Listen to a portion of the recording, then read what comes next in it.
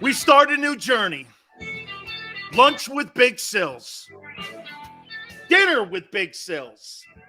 Wherever you are in the world, Big Sills is here for you, man. Hit the like button. We've now expanded the program to 3 hours, and it's all because of what you guys have brought to the show. By the way, Sports Take, great stuff. Way to launch your first show. Never easy to launch your first show.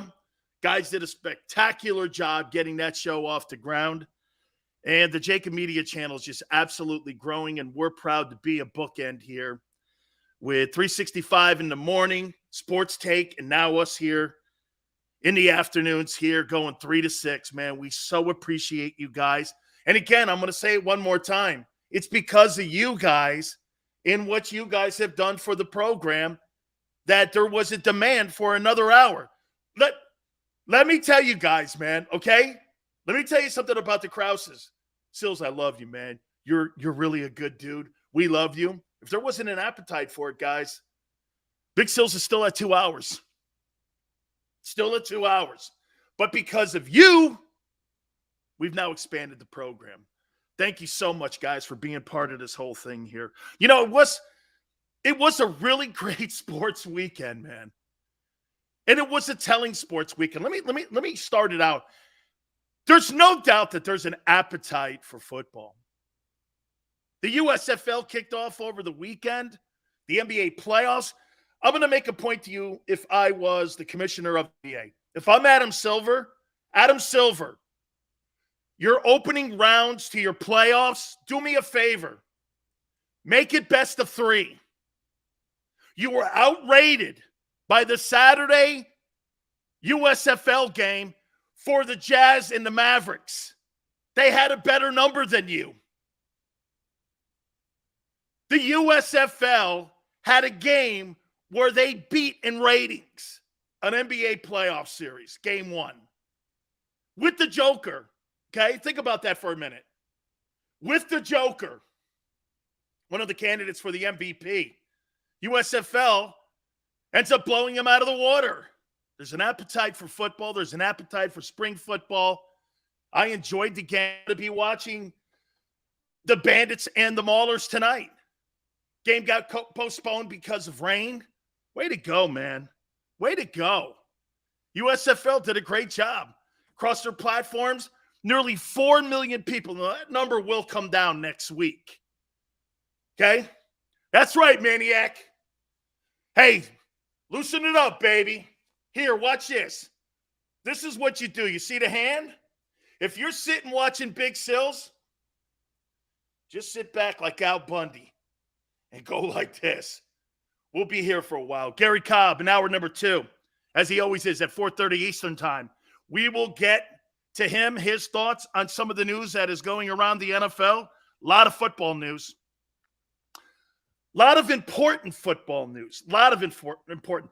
Also, let me say this to you. Listening to NBA playoff talk, unless you're talking, I would say this, Raptors and the Sixers are probably the most compelling, I would say, series in the opening round. The rest of them, I'm not interested in. I'm really not interested in them. I have very little. I watch almost exclusively the USFL. As a matter of fact, I think I did watch exclusively the USFL on Saturday and on Sunday. I really did. When is hour 4 starting? Oi! Let me get going here. All right. Let's start this off by doing this. So A.J. Brown, Deebo Samuel, and Terry McLaurin are not showing organized team activities and are not showing up to their respective teams' OTAs or mini camps this offseason. A.J. Brown has informed the Titans, no interest in showing up. Deebo, not interested in showing up till I get a new deal. McLaurin, this guy is going to be a needed guy for Carson Wentz, okay? And by the way, he's completely outlived his contract. That guy, was he a third rounder? He has completely outplayed that contract. That deserves a new deal, okay? Howie, where are you? Howie, where are you? One of these three players, by the way, I would make this point. I doubt that McLaurin is going to be in the conversation for the Philadelphia Eagles because it's inside the division. Highly doubt that. But A.J. Brown and Deebo Samuel, why are you not at the gates of both of those franchises trying to cut a deal to get one of those two guys? Okay? Meta, I agree with you. McLaurin's going to get paid. He is a big-time wide receiver. You know who the guy actually was that kind of turned me on to him? That was Xander. Xander says, Sills, this guy's a big-time player. The rest of those dudes in Washington are just dudes. They're just dudes. Okay? But Deebo and AJ, these guys are ballers. These guys are pro bowlers. These guys are game changers. And most importantly, these guys can make your quarterback better. Which one of these guys do you believe the Eagles should make a strong push on? And how much would you give up for one of these two guys? A.J. Brown. Am I giving up a first rounder for him?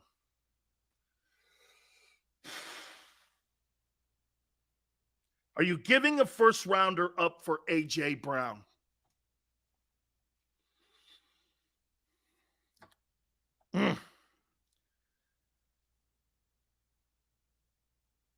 Maybe. Because I'm desperate. Plus, he can block in that run game. Okay? Xander, great point. 5 of the last first rounders are off the team. Think about how crappy that is in drafting. Think about how the Eagles have missed so mightily when it comes to wide receivers. Here are 2 guys that are proven players. 2 guys that are proven commodities. You don't have to hope and pray, get on a knee, hope to God that this guy pans out. Those guys are great football players. Howie Roseman should be talking to the Titans and talking to the 49ers. Deebo Samuel, I'll give you a 1, and I'll give you a 4 for him. A 1 and a 4. Or a 1, a 4, and Jalen Reagor to get that contract over in San Francisco if you want. Put Jalen Reagor in the deal. I don't have a problem with that. Put his ass in there. Send Whiteside back to the West Coast. Might be the best thing for him. Didn't he go to Stanford? Send his ass back to Stanford. Get a 1-4 in Whiteside. Howie saves face. Send a kid back to the West Coast. And you've got a perennial all-pro playing wide receiver for you that you could do multiple things with in your offensive passing attack and in your running attack. Travis says, no way it happens, Dan. You know it. Howie doesn't want to pay the massive amounts of money. Well, then, Travis, you're not going to win at a high level. Damn, that Super Bowl has really just been an anchor around that front office. They refuse to spend the dough. Tony, that's a good point. How old is A.J. Brown? Will someone look that up for me? Jeremiah says, Sills, Reagor and J-Jaw, negative value. You never know until you throw it out there. You never know. Holy cow. AJ's 24. Are you kidding? Both of these. Get this offseason, guys. When is the last time you've ever seen wide receivers like Tyreek Hill, Deebo Samuel, A.J. Brown, Allen Robinson, all of these guys on the move potentially, looking for a new deal, and you had a 24-year-old quarterback into Deshaun Watson moved, who's an elite talent. I have never seen a more productive player transaction offseason in my life in the NFL. I've never seen this.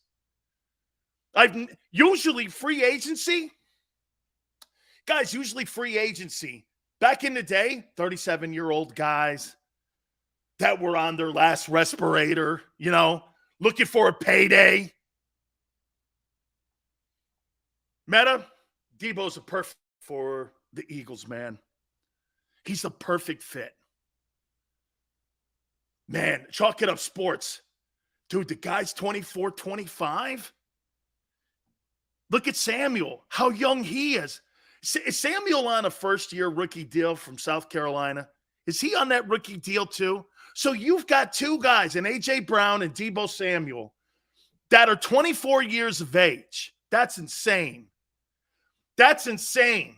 And by the way, they're talking about moving them in San Francisco. Kyle Shanahan and John Lynch, the general manager, has been taking calls. He's been taking calls. And why is that? Think about it. You think maybe they're looking at the whole Trey Lance thing and going like this? Shit.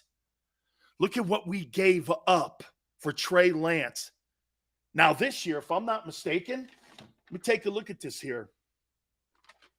49ers don't have a first-round pick, right? How'd you like one of those ones from Philly? Philly's got 4 over the next 2 years. Hey, I'll give you one of the first-rounders for Deebo.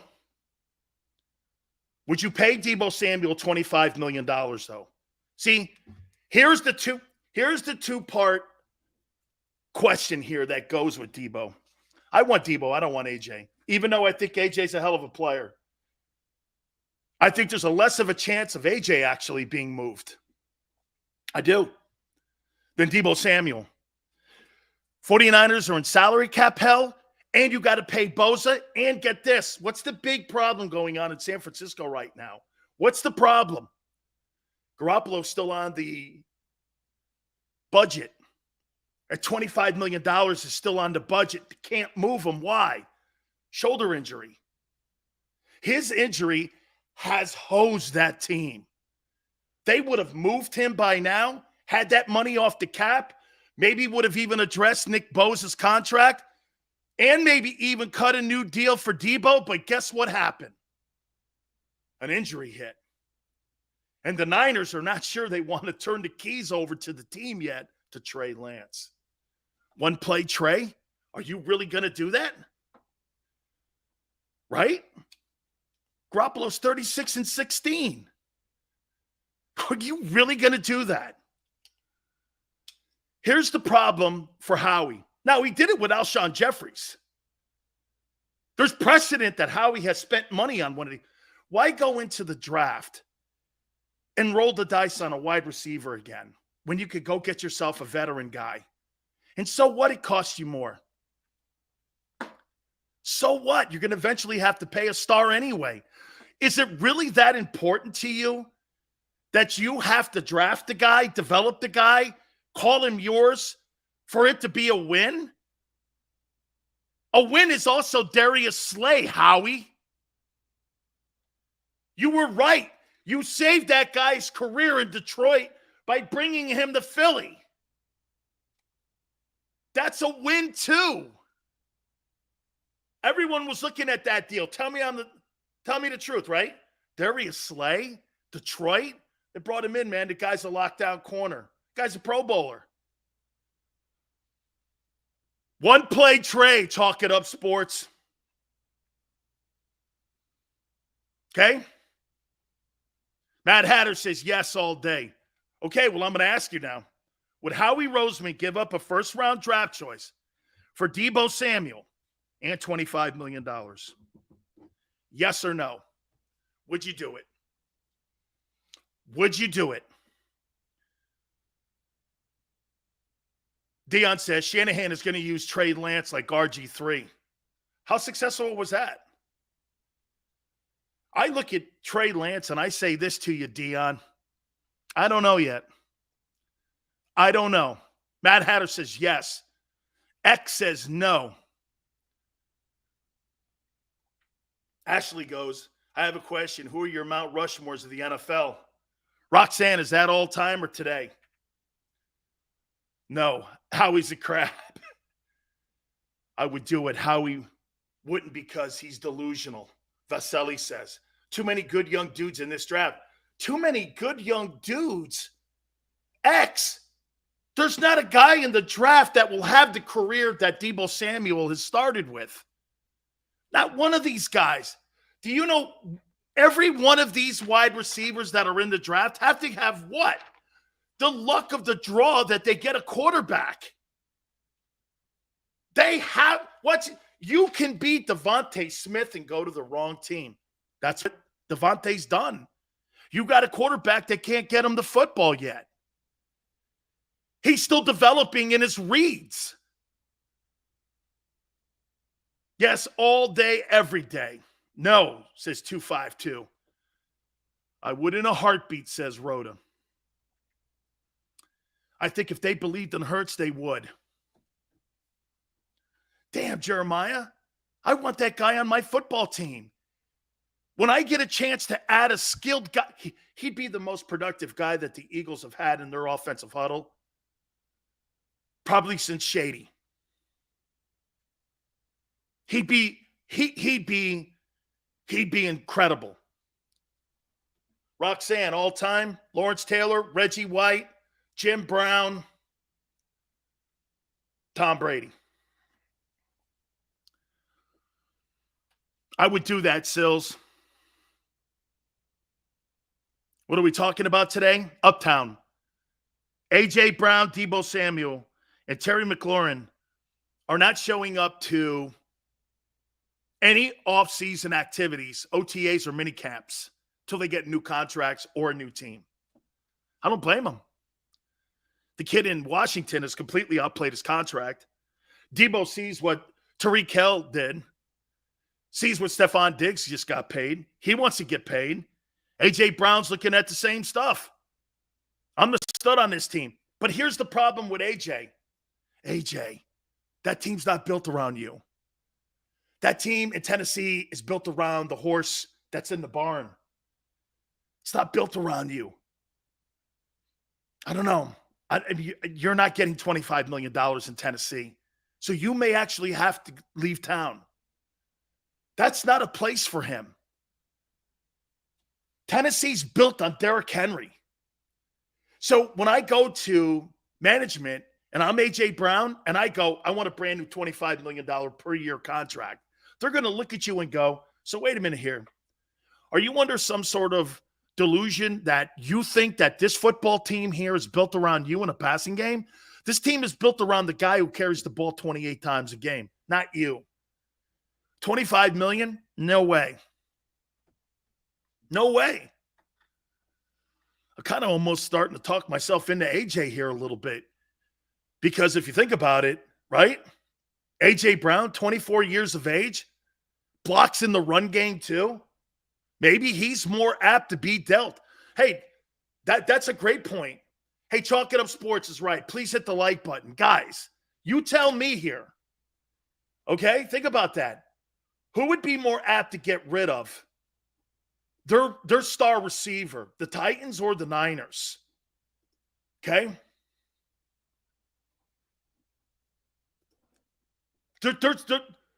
San Francisco actually can't afford it. AJ, the team's not built around a passing game. You imagine AJ Brown in Green Bay? Can you imagine him in Green Bay?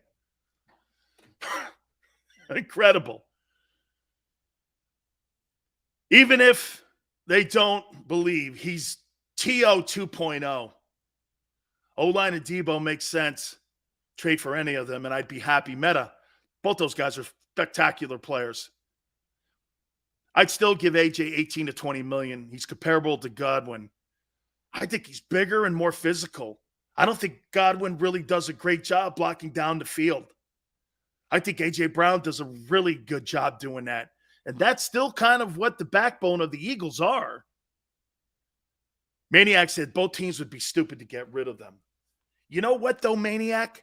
That's one of the beautiful things about the NFL. If you don't manage your salary cap right, look at Dallas. You get penalized by losing star players. Dallas is getting penalized because of the frivolous spending that they've had. You see, you know why the Rams aren't getting hurt? Because the Rams give up the draft choices. Turn around and cut a deal with the kid that's cap friendly. Dallas, when they draft a guy, they overpay him immediately. Give him new contracts, overpay for him. That's the difference between the Rams and the Cowboys. Both those teams, okay, have a different philosophy on how you build it and how you spend it. I'm going to spend it on guys I know that can play like Von Miller, Odell Beckham, players like that. Okay? Meta goes like this. Can you imagine Derrick Henry in Philadelphia with our O-line? You know what? It'd be a body bag game. It would just be an absolute body bag game.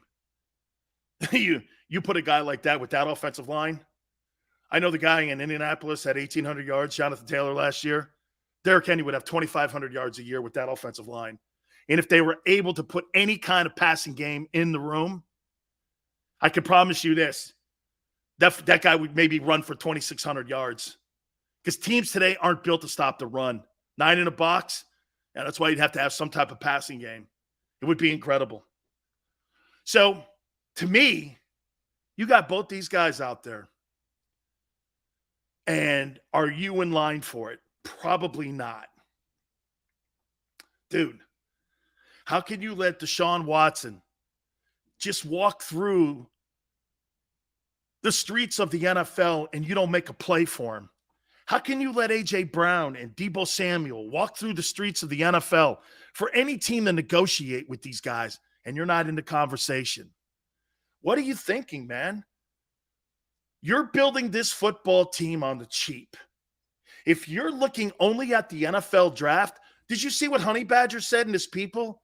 They've kind of like leaked it out that Howie wants to do one of those prove it deals. 1 year and an option. Honey Badger's going, no, I want a 3-year contract or minimum 2 years what Stephon Gilmore got in Indy. I'll give you 2 and an option. Howie doesn't want to do that. Howie wants 1 in a team option. One of those stupid-ass prove-it deals. The only way a prove-it deal works is if you put a boatload of money up there for the first year. Okay, Howie, if I'm Honey Badger, Tyrann Mathieu, if I'm him, do you know what I tell him? Fine, you want a 1-year deal? $18 million. Well, I can't pay you that. Well, I'm not giving you a 1-year deal. I'll give you a 2-year contract at $13 million with a sign-in bonus that we'll negotiate. I'll come down that way. But why would I put my ass on the line for 1 year and a prove-it deal where I'm a Super Bowl champion and a perennial Pro Bowler for a team that doesn't have one safety on it that's worth a shit? I mean, really? I feel like it's Groundhog Day. Every time I say this shit to people, it's like Groundhog Day. Dion's right. Would Howie turn around and go over to Tom Brady and say, here's a prove-it deal? What? Why don't you prove it? You know what he keeps saying? 17. You know what I would say to people who keep throwing up that 2017 Super Bowl? Yeah, 4 years later, you had 4 wins on your football team. What does that tell you? You were a 1-year wonder, dude. You didn't build that football team for lengthy success. And people will go, wait a minute, Dan. The Eagles have had the most success in the NFC East since 2000. And it's been the worst division since 2000. The NFC East, how long has it been the worst division in the NFC? 10 years? It's by far the worst division in the NFC. So you're crowing for being the shortest tree in the forest, but yet the biggest in a short forest. Well, your tree's a little bigger. Who gives a shit, dude? You're in the worst division in the NFL. Matt Hatter, all I'm saying is Every time we come on the air and every time we talk about this, it's Groundhog Day. Guys, the draft is next week. This guy ain't doing shit. He's not doing shit. This makes no sense. This makes no sense. I'm not even in a conversation. All right. Here's the other comment.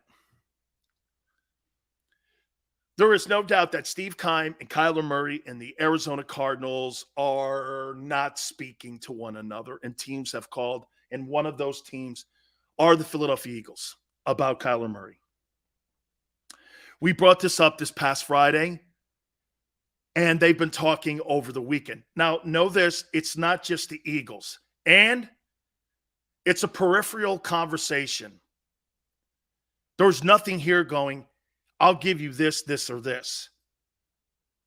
It's more so, hey, this is where we are right now. Give us a couple days. Let's talk about it in a few days. And today they had another conversation. So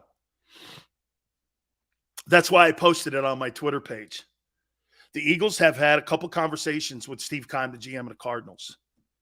My problem with Kyler Murray, I didn't like how he ended the season, and I don't know if I like the $212 million. I just don't know if I like the 212. That's an awful lot. And that's supposedly what his folks are talking about wanting when it comes to a brand new contract extension. Would you pay let's just say $215 to $20 million for Kyler Murray? Would you do it? I keep getting caught up on the money. Do I think Kyler Murray's better than Jalen Hurts? By a lot. By a lot. But then I get to the money. We're talking almost $50 million a year. Is he that guy? And I want to do this. I want to make sure that I'm not back in the old days and I'm letting the money get to me and jade my opinion, because it is. And it's hard for me to do that. I'm looking at it like this. Man, he's better. He's more electric. By the way, Howie, Jeffrey, you're going to sell more tickets with Kyler Murray at Lincoln Financial than you are with Jalen Hurts. That's Michael Vick 2.0. You're going to sell more tickets.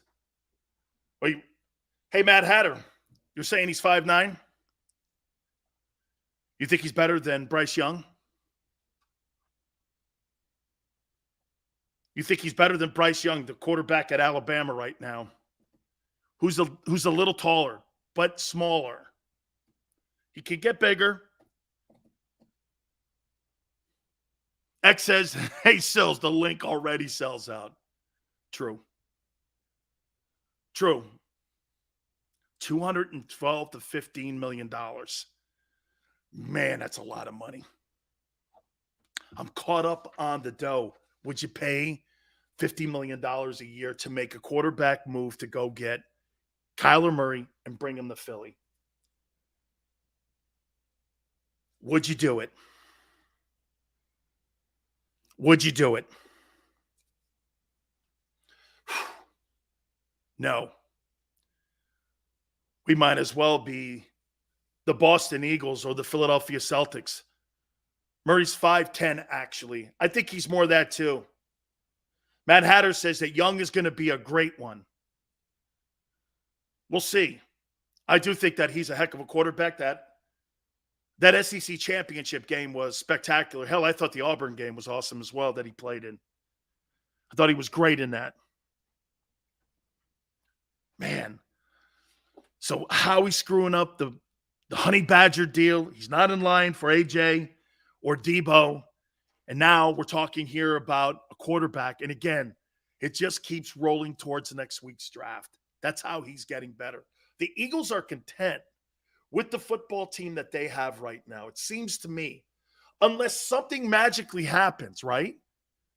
the Eagles are going to go to battle with what they have and with what this draft is going to give them.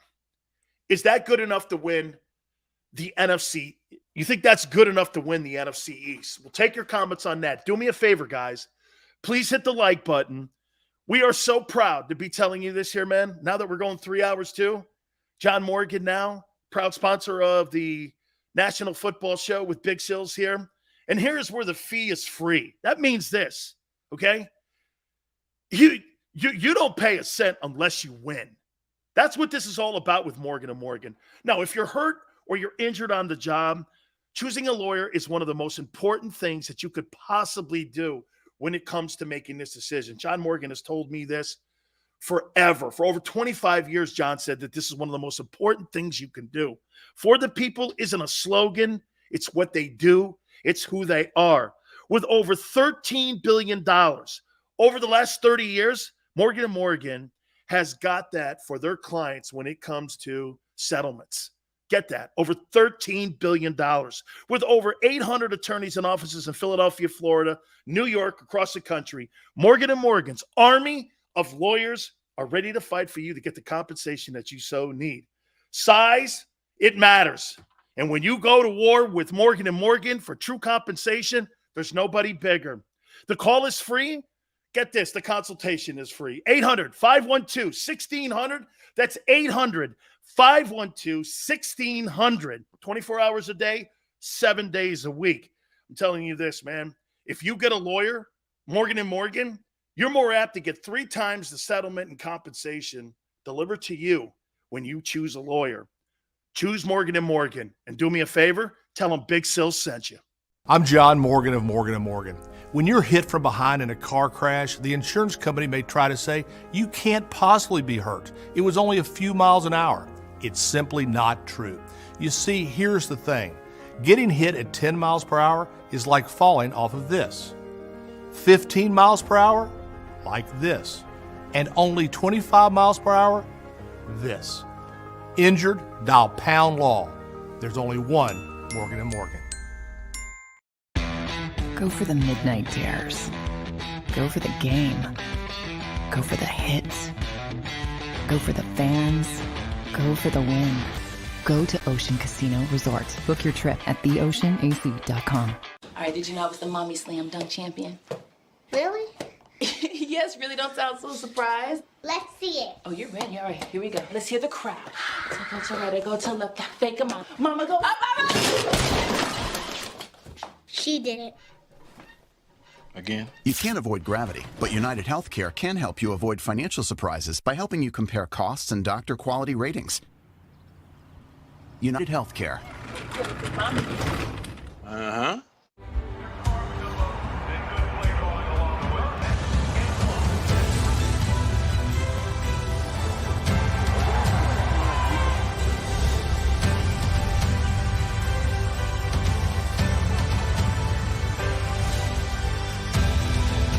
Field of life, First Trust Bank is there for you. Champions on 3. 1, 2, 3. Because Philadelphia dreams deserve a Philadelphia bank.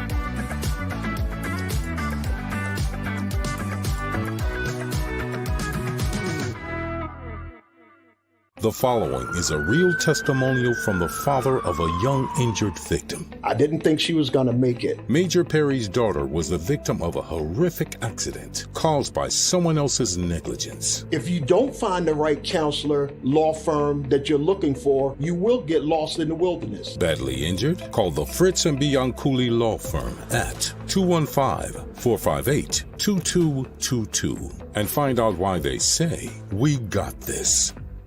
At Stateside Vodka, every new customer gets the world's best rocks glass, free. You're telling me that bottle is cut in half? You could say that.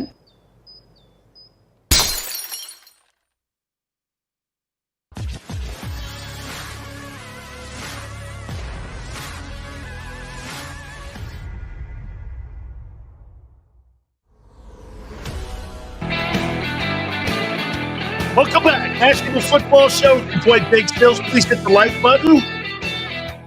As we're off on our new journey of 3 hours, we appreciate everybody coming aboard. Hour number 2 at 4:30 Eastern Time. Just like he does each and every single Monday, Gary Cobb from Fox 29 in Philadelphia will join us. By the way, Philly 500 will join us tomorrow. I'm liking some of these guys. Okay? Lord Brunson, too, man. I thought he was great last week. So, yeah, man. I mean, I love people that bring content. I really do. And that's why I talk to you guys.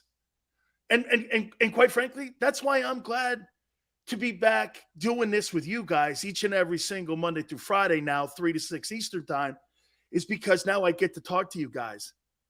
I'm like doing my old radio show here, man. The show that people don't want to hear. Or excuse me, the show that radio companies don't want you to hear. Okay? When we talk, we don't really have that many guardrails here. That's why when I tell you something, hey, and by the way, it's really never affected my relationship with any of the massive guests that we get on the program, has it? I've been critical of every one of them. Everyone knows it's nothing personal. It's what I do. Like when I say this about Joe Girardi, dude, get it together or get fired. Get it together or get fired. Okay? I know you're a Paisan. I like you too. But Hoss, let's go. Let's go. You got an MVP on that damn team. Act like it. Your pitching is going to be your demise again. So don't be rolling those guys in and out of there, your bullpen, so early on that you're going to wear these guys out by the All-Star break. Dude, I'd rather lose some games in April than lose my rotation and my bullpen by the All-Star game. It's been one of the things that has plagued Joe Girardi and his managing style his entire career. That's why they blew his ass out in New York. Okay? I mean, dude, you look like Joe Girardi, Yankee manager. Let's win April. Mr. May. Guy, you don't have the arms on that team to sit there and be rolling them out the way you do. Come on now. All right. I'm going to get to the Eagles haven't done anything this offseason. Maybe you think they have. I'll ask you here in a second. I'll get to that. I do want to say this one thing about Kyrie Irving before we move on here. Kyrie Irving's turning out to be a pretty good villain, and he's going to make me kind of tune into him. You see him shooting a bird to the Boston fans, not going to go over well. He was a turd in Boston. The Boston fans hated him. You imagine if Ben Simmons did that shit in Philly? Somebody might jump out of the stands in Philadelphia. Somebody still might jump out of the stands in Boston.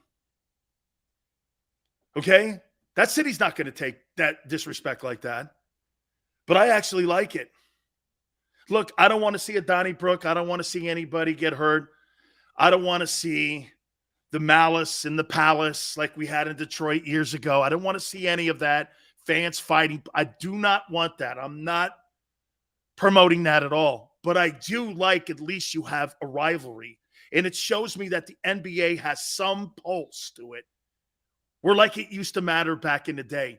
You remember when the Sixers and the Celtics used to battle like that with Bird and Dr. J or Malone and Kevin McHale? Don't you remember that? Maybe some of you are too young. Don't you remember those battles, man? Guys coming down the lane and guys getting decapitated. You're not going to run the floor at the Spectrum. You're not going to run the floor at the Boston Garden. You're not. You're not rolling in the lane like that. Kyrie throwing the bird to the Boston fans. But here's the one thing I will say. Okay? If you're going to be a heel and you're going to be a villain, dude, don't just be a half-ass villain. Embrace the role like Floyd Mayweather did. You know, it's funny. I asked Floyd Mayweather this. I go, how come, man, it's important for you to be the heel? He goes, because De La Hoya is the babyface. Everybody in the country loves De La Hoya. So I'm going to be the heel. That's how Mayweather made all that money, plus his gifted skills that he had as a boxer. He embraced being a villain. Tyson embraced being a villain. Barry Bonds embraced being a villain. Villains are great in sports. They're just great.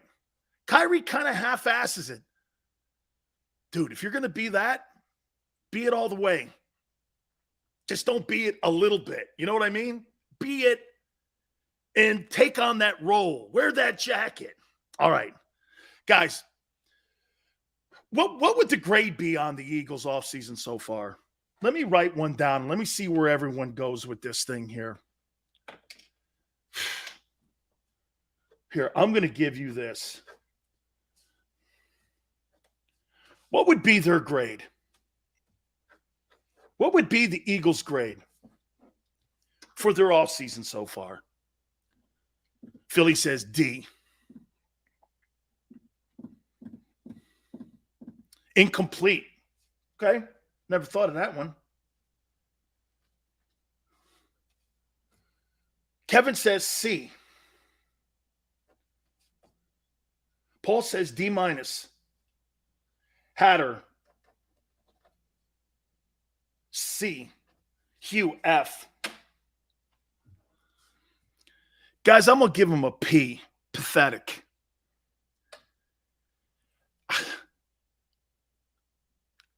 You didn't get your quarterback better. You haven't gotten your quarterback better because you haven't gotten him any help. How can the Eagles be the only – and get this. You're going to take a crapshoot. You're going to take a crapshoot on one of these wide receivers, okay, that you have failed on since you've been the head of personnel when it comes to getting a wide receiver in the draft. Look at the guys that you're drafting. Why are we sitting here believing that you're going to find all of a sudden a 1,300-yard guy when you have a dude on your team that's capable of being a 1,300-yard guy? And you know what even makes this more pathetic? How many people believe that DeVonta Smith can be a 1,300-yard receiving wide receiver and a 100-catch guy? How many people believe that? How many people believe that DeVonta Smith could be a 1,300-yard wide receiver? Spa says me. Sileo. P. C for cheap. 252 says, I believe. Vasily says, easy. He can be. Okay. So if you know you have a wide receiver that's a 1,300-yard wideout and potentially a 100-catch guy, why didn't you get him the quarterback in this offseason here that can help you get that guy that number? If you truly believe in your heart, because I'm going to say this to you, DeVonta Smith is not going to be a 1,000-yard wide receiver this year in that style of offense. He's going to be another 950 guy. Cooper Kupp, having a guy like Jared Goff, had 952 yards 2 years ago. When you have a Super Bowl arm in your huddle, you're going to get the best out of your wideouts. The Eagles don't have that. I don't care how good he gets in reading defenses. I don't care how good the O-line continues to run the ball. That wide receiver is never going to fulfill his true destiny playing for the Philadelphia Eagles as long as Jalen Hurts is the starting quarterback of the team. He's never going to. So what's the point in drafting another wideout when you don't have the guy that can get him the ball? The only way that this makes sense, they take a quarterback in the first round. They take a quarterback and a wideout.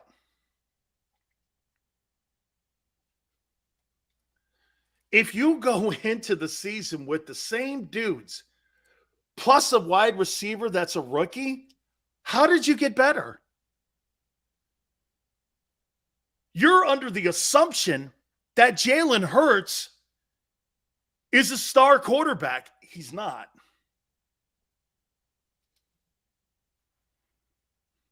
Hugh says next year they will draft a quarterback.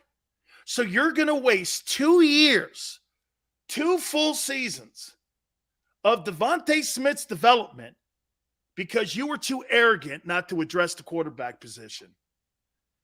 How is that good GMing? What's the point? What is the point in drafting wideouts when you don't have the guy? You may never know what the kid's true potential would be. Jamar Chase would have the same numbers as DeVonta. I'm not telling you DeVonta's not a good player. Please, don't misunderstand me there.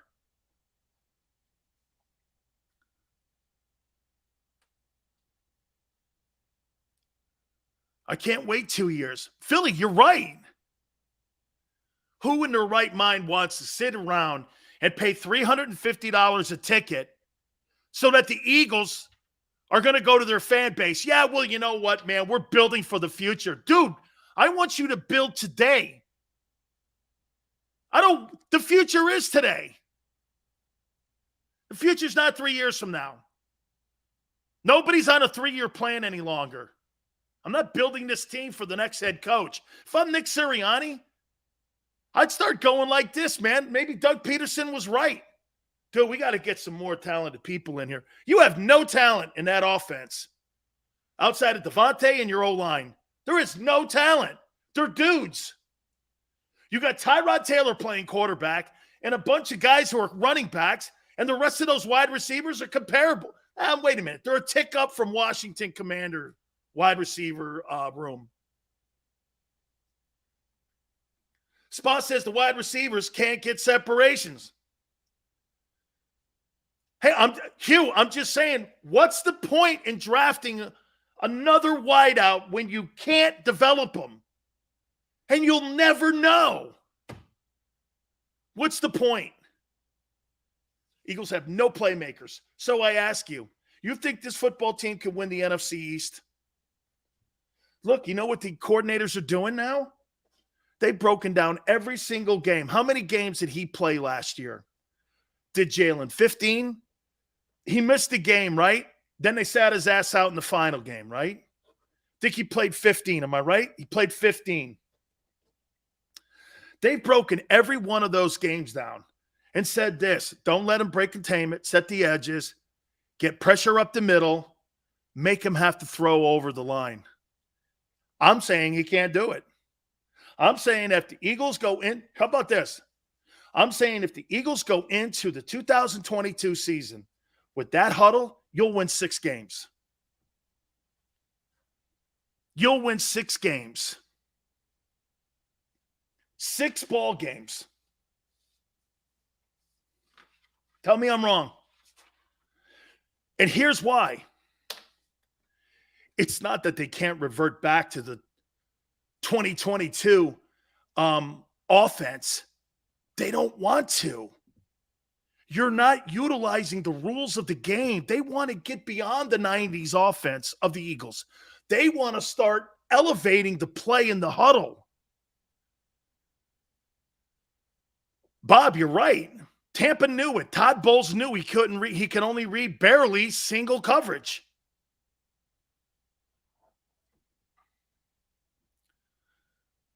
Christopher says, but our GM is incomplete. You know what's crazy, Chris? And I keep bringing this up all the time. I say this all the time. He does everything fundamentally from the outside right. You know, now that I'm looking at the Eagles kind of like front and center, if you're like a national guy and you're watching the team from above, guys got draft picks, nice job on the cap. Until Xander points it out, there's still $35 million of dead money on it. Alshon Jeffrey's deal's still there, right? You look at how he's covered his ass and keeping guys on the roster that don't. There's 3 guys on the Philadelphia Eagle roster that if they were in New England, they'd have been cut 2 years ago. You got 3 roster spots on your football team that you got right now with 3 players. The only reason they're there is because the guy drafted them, not because of their production. How do you tolerate that? If you're a player in that locker room too, you know what you're seeing? Jesus, grimy. Good to be drafted by Howie. Here's what's going around the league about your Eagle team. Well, if you're drafted by the Eagles, there's a great chance you're gonna at least play 3 years. There's a good chance you'll play 3 years.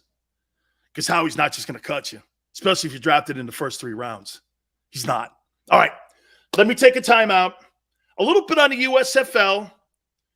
More on something I heard about Jalen and what he's working on with Tom Brady's guy, Tom House. Hit the like button. Keep it here on the National Football Show. Go for the midnight dares. Go for the game. Go for the hits. Go for the fans. Go for the win. Go to Ocean Casino Resort. Book your trip at theoceanac.com. All right, did you know I was the mommy slam dunk champion? Really? Yes, really don't sound so surprised. Let's see it. Oh, you're ready. All right, here we go. Let's hear the crowd. So go to right, go to left, fake a mom. Mama, go up, mama! She did it. Again? You can't avoid gravity, but United Healthcare can help you avoid financial surprises by helping you compare costs and doctor quality ratings. United Healthcare. Uh-huh.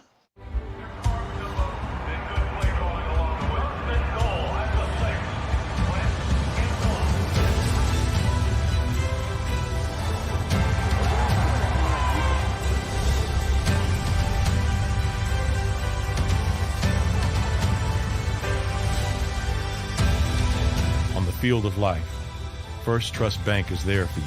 Champions on 3. 1, 2, 3. Because Philadelphia dreams deserve a Philadelphia bank.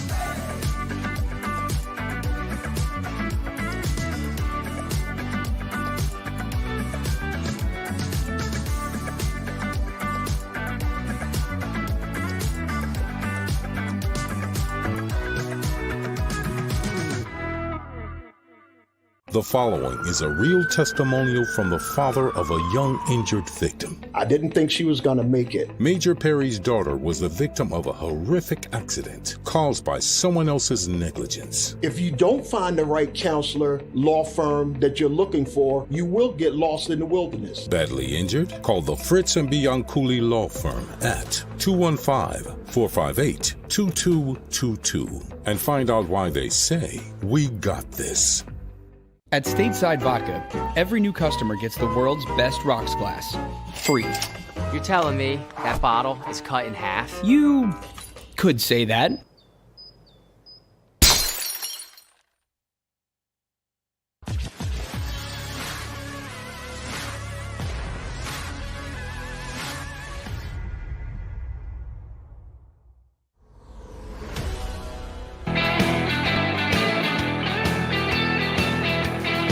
How can you have A.J. Brown and Deebo Samuel potentially on the open market and the Eagles have no interest in it? How? How's that possible? This guy has no onions. Well, they gave Carson. So what? Are you afraid of making mistakes? How the hell do you expect to be great? How many times do you think Edison tried building the light bulb? Once? Twice? You know what Edison said about building the light bulb? It was like 3,000 times he failed. And you know what he said? Well, I knew 2,999 ways not to make a light bulb. That's how you look at building a team. So what if I gave a contract to a quarterback that didn't deserve it? Does that kind of pump the brakes for you not to go back in and try to find an elite quarterback for your team to make it better and sustain it this time? Howie's failure is, how about this? This is a better question on that Super Bowl, and I think people need to start asking Howie Roseman this. Howie, do you think since that Super Bowl, you over or underachieved being the general manager of the Philadelphia Eagles? You think he's over or underachieved? You think he's over or underachieved? That guy's underachieved in my book, big time. He's underachieved. You didn't build that team for sustaining success. Yeah, but we've won more. Bro, it's not about winning T-shirts and hats. It's about winning Super Bowls. You think the Patriots with Brady and Belichick were giving a shit whether or not they were AFC East champions? Come on, man. Tony, right? Under by a mile, man. Under by a mile. I just don't get it, man. So you went out and you got Alshon Jeffries. The deal turned out to be a turd deal. So you're not going to do it again? Go out and look for a wideout? Your team needs it. I'd rather go in the draft and go cheap and get the guy on a rookie So you're going to sit around and try to develop a wide receiver that your quarterback couldn't develop your first-round pick last year. God, this is maddening. I guess welcome to the Eagle world. I guess that's what this is. Some would go Sills. They made the postseason. He had a good year. Guys, I agree. Congratulations. You guys won a 6th-place medal. Maybe that's the difference, I think, between me and some folks. Because people who probably tune this on think Sills is trashing the Eagles. No, I'm not trashing the Eagles. I'm just not accepting a 6th-place finish. 7th place. Thank you, Israel. Thank you, Israel. 7th. Thank you. I'm just not accepting that. Who wants to finish who roots for 7th? Right? Who roots for 7th place? Paul goes, man, I'm expecting more. Hey, let me ask you this question. When they won that 17 Super Bowl, were you expecting them to repeat or be in the conversation over the next 5 years from that game? Here, did you think that the Eagles in 2022, from that Super Bowl, that's 5 years ago, it's almost a recruiting class in college, a little more over a recruiting class in college. Did you think that the Eagles would still be in a conversation for a Super Bowl year in and year out? That team was going to be sustainable, O-line, right? The way they were playing? Chris says, hell no. Chalk It Up Sports. I thought the Eagles, because of their 2 lines, I thought that they were going to be in a conversation, that they were going to be competitive. It systematically just started going down until you got to the 4-win season. No, because Doug lost Frank Reich and couldn't evolve. We're going to find out if that's the case. Doug's got total control pretty much. Trent Baalke is just a dude in a room with an office down in Jacksonville. Doug is going to be given complete autonomy on what's going on down there, in my opinion. So I look at that, and I think Doug's going to do very well. Okay? And I would even say this to you. Who do you think wins a playoff game first, Doug Pederson or Nick Sirianni? That'll be pretty tough because Nick's in the Nick is in the weak AFC or NFC East, and Doug's in a very tough AFC. Who wins a playoff game first? The guy with the quarterback. That's what Xander says. Yeah, you know who that is? It's Trevor Lawrence. I guarantee you this year, I'm going to make a prediction. I'll bet you anything Trevor Lawrence is in the Pro Bowl this year. Remember I said it. Trevor Lawrence is in the Pro Bowl this year. Too good not to be. Too good of a prospect. Wants to be great. He's got a coach that's believing in him. I'll bet you anything that guy has that guy in the Pro Bowl. Bet you anything. Sills, great job getting the middle through that. Hey, thank you, Joey. Had a lot of fun doing it. Oh, my God, man. It's really great, too. Sports Talk, man. Those guys are going to kill it. We really appreciate it. Congrats, Sills, on the contract extension. Thank you very much. Yeah, hey, you know what's great, Chris, is that people in radio were trying to throw dirt on me, and I was able to kind of like, dust the dirt off, stand up a little bit, and start climbing back up that mountain again, right? Start climbing back up that mountain. Okay, I got to hit on this. The Washington Commanders are bringing in a rookie that I think I would love to see on the Eagles. Jalen Hurts is working out with Tom House. I told you this about 2 weeks ago. Something that he's working on that Tom House told me on a text that he really loves what he's seeing with Jalen. Also want to talk a little bit more about the USFL gigantic weekend.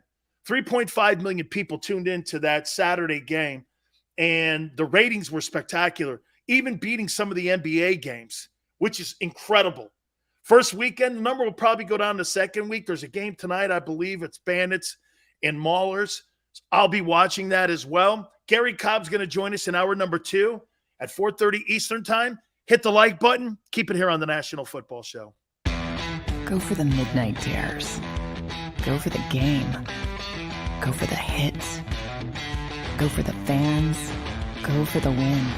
Go to Ocean Casino Resort. Book your trip at theoceanac.com. All right, did you know I was the mommy slam dunk champion? Really? Yes, really don't sound so surprised. Let's see it. Oh, you're ready. All right, here we go. Let's hear the crowd. So go to right, go to left, fake a mom. Mama go up, She did it. Again? You can't avoid gravity, but United Healthcare can help you avoid financial surprises by helping you compare costs and doctor quality ratings. United Healthcare. Uh-huh.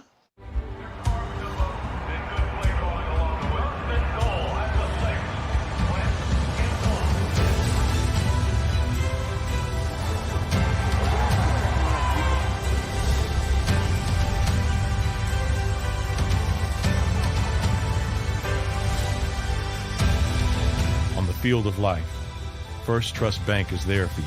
Champions on 3. 1, 2, 3. Because Philadelphia dreams deserve a Philadelphia bank.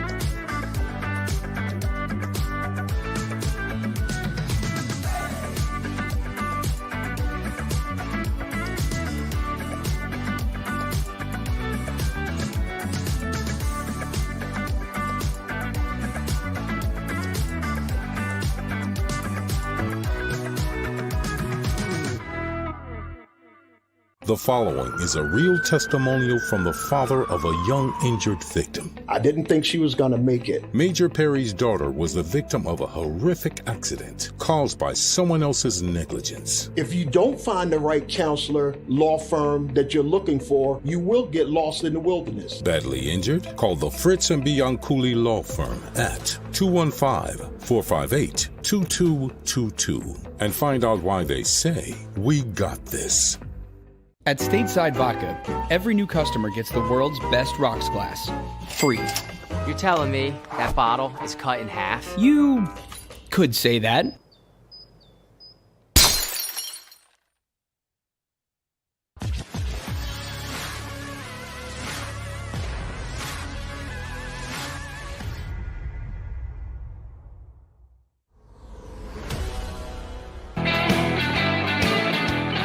Hour 2. National Football Show with your boy Big Sills. Andrew goes, congrats on the new show and new contract. Wow. Just like Howie. Yeah, but you like coming here.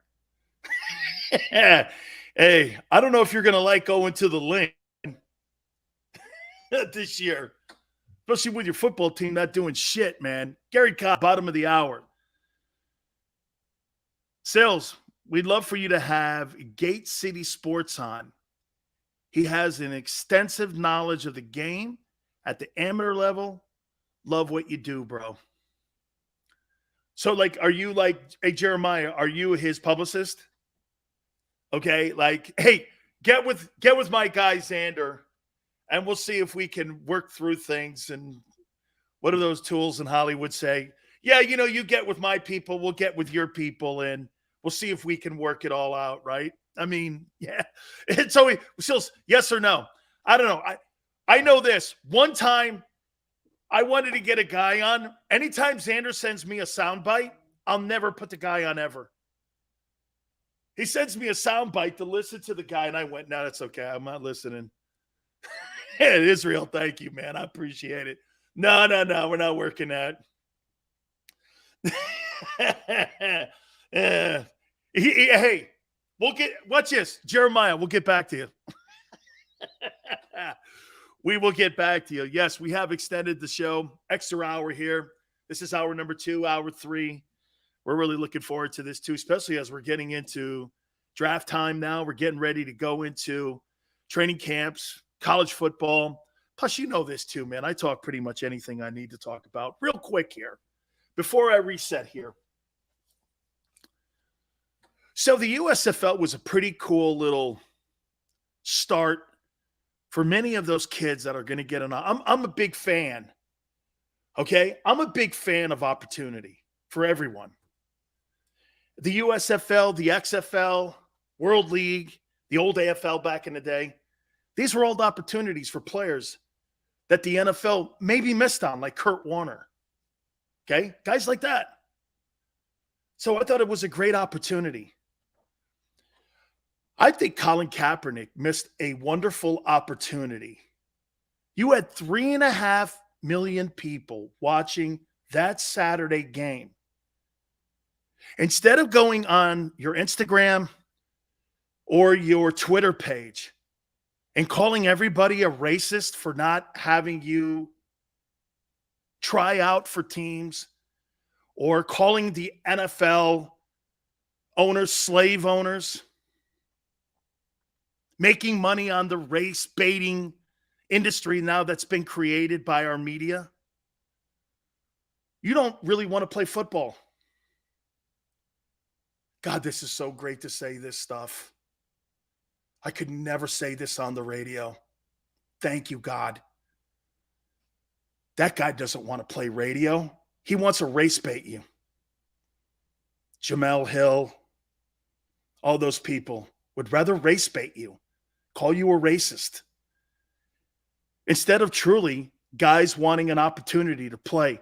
If you really wanted something bad enough, wouldn't you play in any league? I'd play in the North Pole if you gave me an opportunity to play football. I played in 4 different leagues. And you know what? It wasn't about getting back to the NFL. I played in 4 leagues because I love the game. I love the game of football. What it teaches you, what it is. I didn't do it. Hey, could this be a springboard here? I did it because I love the game. I played 7 years of professional football. I'm an alumni in Canadian football, the National Football League. I was drafted very high. Okay. Played in Arena, World League. I would have played in any league there was just so I could play football and have a chance to put my shoulder pads on and my helmet again and put a mouthpiece in my mouth. Kaepernick would rather call you a racist and then say I'm being excluded from having a chance of playing in the NFL. Why should I give a guy an opportunity to play in a National Football League that calls the league that he's trying to get a chance with racist? Doesn't that contradict his beliefs?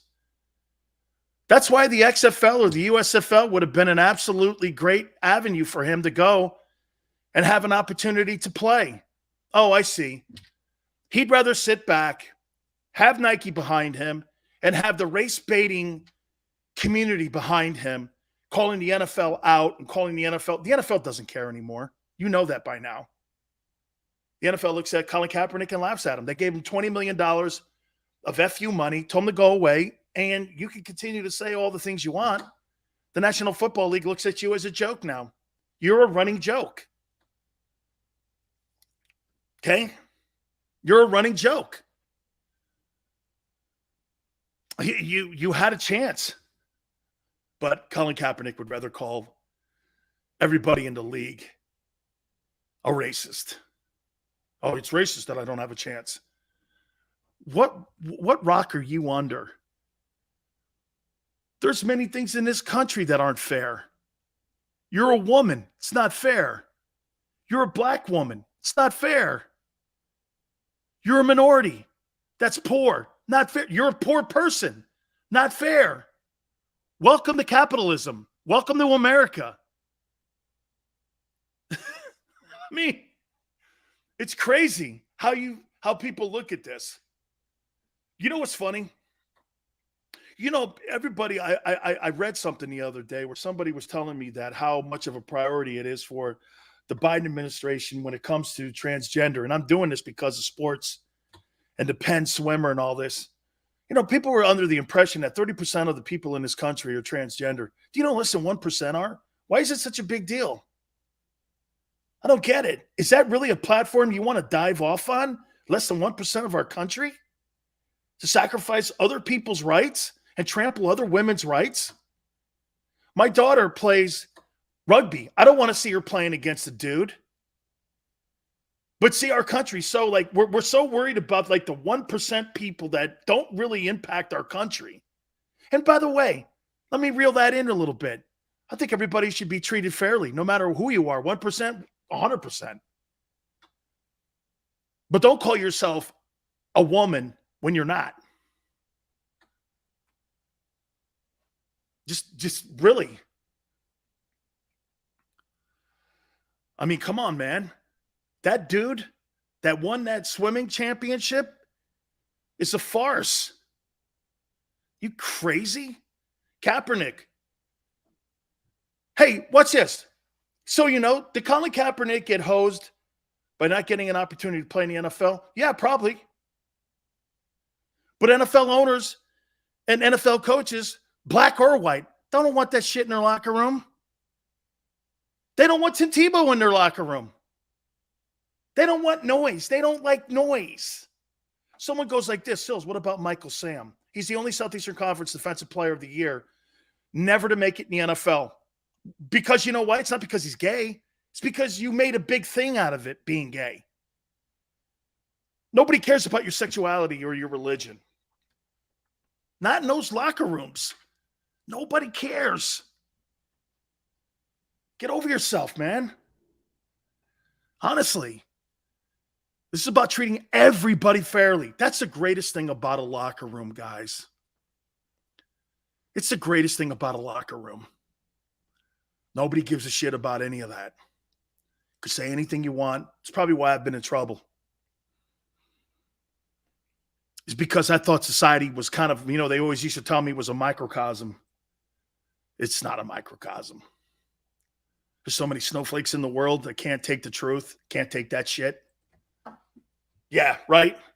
Maniac, people sue. I don't care what your religion is, and don't tell me either. I don't want to know.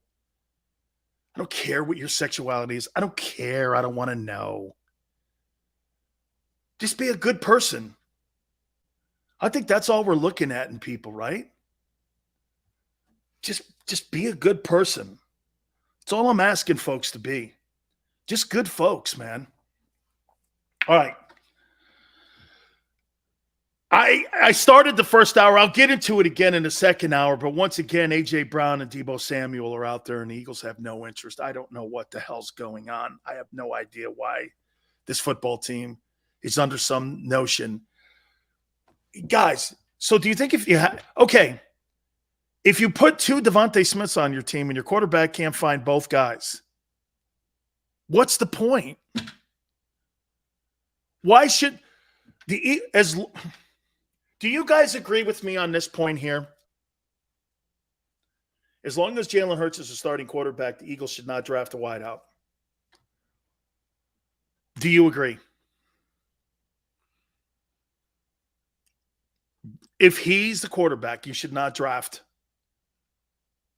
a wide receiver. Why? Smile says yes. Israel says no. Israel, I ask you though, if he can only read single coverage, how's he going to find a second DeVonta Smith on the team? Jeremiah says disagree. He can't find how many times in that game. And you know how people are going like this? He's going to get better at reading defenses. You understand that he played 15, 16 ball games, counting the playoff game. And just a few months ago, Troy Aikman was doing this. What was it, guys? What month was that playoff game played? December? Was that playoff game? That playoff game was played in January, right? Okay, January, February, March. Here we are in April. So you think Jalen Hurts got better reading a defense in 3 months? 12 weeks.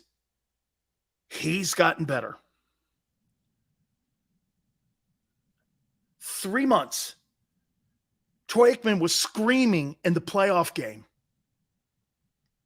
Dude, you got to throw it over there. Dude, you got to throw it over there. Dude, you got to throw it over there. Got to throw it. How many times did Troy say that in that playoff game against the Buccaneers? 30? Shit, man. Seth Joyner was on Twitter, and Seth was going like this. Dude, throw the ball over there. Even a 5-yard screen pass.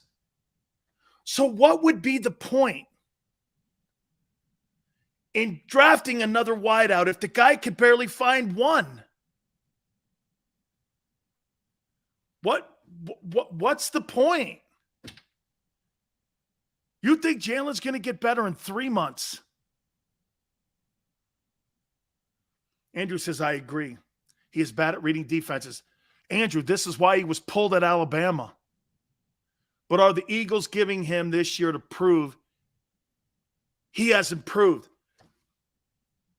But how can that be if they're not giving him anything other than Zach Pascal? Chris, thank you.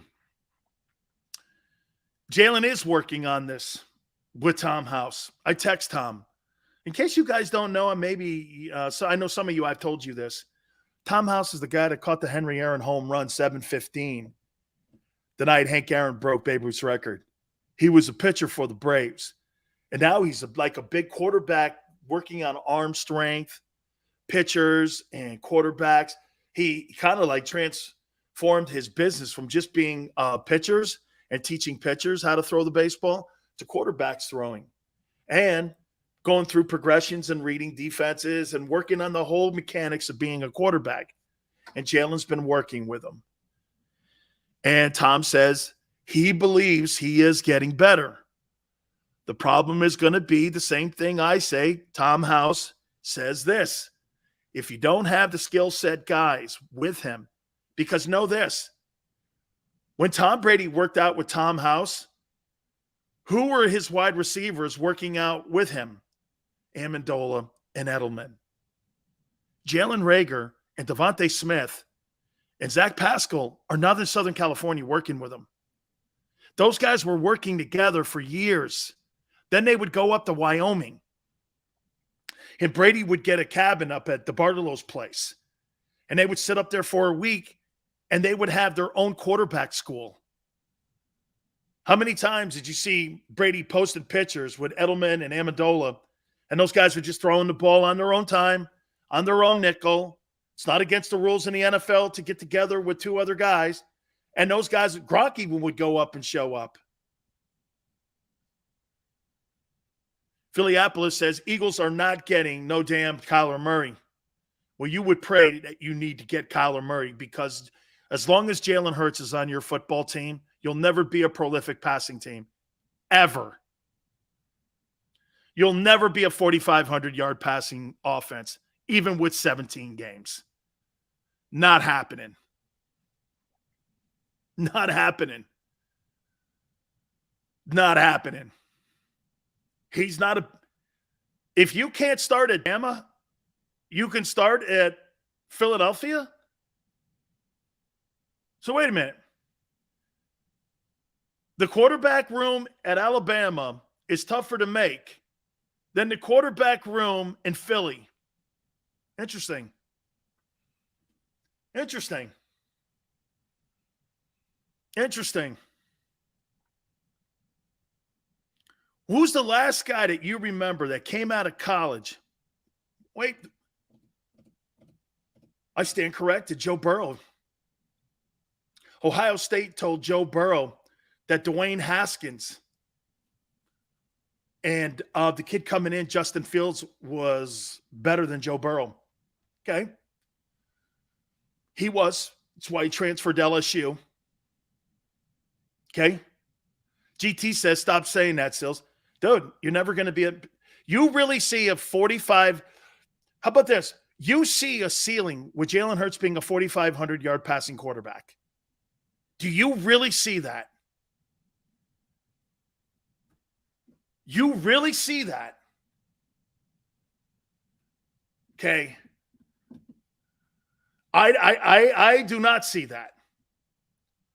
All right, we're going to take a timeout. Gary Cobb's going to join us. And we're going to talk to Gary with all these players that potentially become available here. A.J. Brown, Deebo Samuel, Terry McLaurin. He's out there too. I doubt that they'll ever trade inside a division for a wide receiver from one team to another. It's not going to happen, so I get it. But A.J. Brown and Deebo are out there. Why aren't the Eagles right at the front door knocking on John Lynch or talking with Mike Vrabel about making a deal to get A.J. Brown over to Philadelphia? Okay. Hit the like button. We'll talk to our friend Gary Cobb from Fox 29 in Philly. Keep it right here on the National Football Show. Go for the midnight dares. Go for the game. Go for the hits. Go for the fans. Go for the win. Go to Ocean Casino Resort. Book your trip at theoceanac.com. All right, did you know I was the mommy slam dunk champion? Really? Yes, really, don't sound so surprised. Let's see it. Oh, you're ready. All right, here we go. Let's hear the crowd. So go to right, I go to left, fake 'em out. Mama, go up, mama! She did it. Again? You can't avoid gravity, but United Healthcare can help you avoid financial surprises by helping you compare costs and doctor quality ratings. United Healthcare. Uh-huh.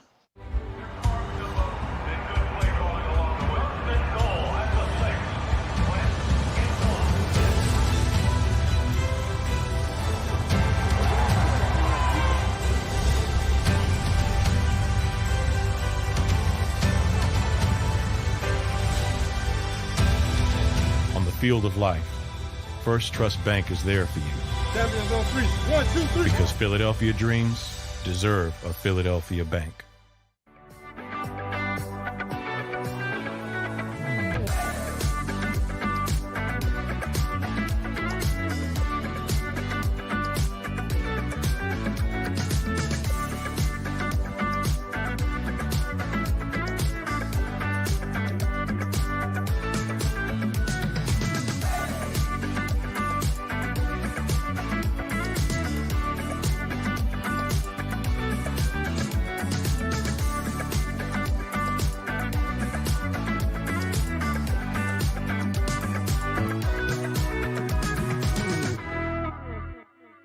The following is a real testimonial from the father of a young injured victim. I didn't think she was going to make it. Major Perry's daughter was the victim of a horrific accident caused by someone else's negligence. If you don't find the right counselor, law firm that you're looking for, you will get lost in the wilderness. Badly injured? Call the Fritz and Bianculli Law Firm at 215-458-2222 and find out why they say, "We got this."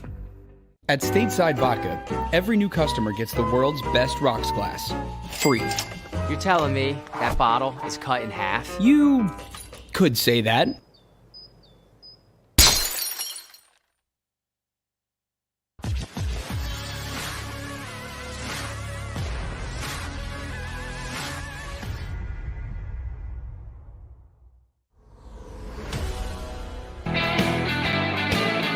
Welcome back. National Football Show, Big Sales. Gary Cobb, Fox 29, right around the corner. Phillypolis, let me tell you something. You'll never win the NFC East with Jalen Hurts as your starting quarterback, ever. DeVonta Smith will never fulfill his prophecy of being a star player in Philadelphia. Someone tells me that he broke the rookie record for Philadelphia receivers with 900 and some yards. So, 900 yards in today's NFL is 60 yards a game. Wow. Some impact. 60 yards a game. Dude, that's average.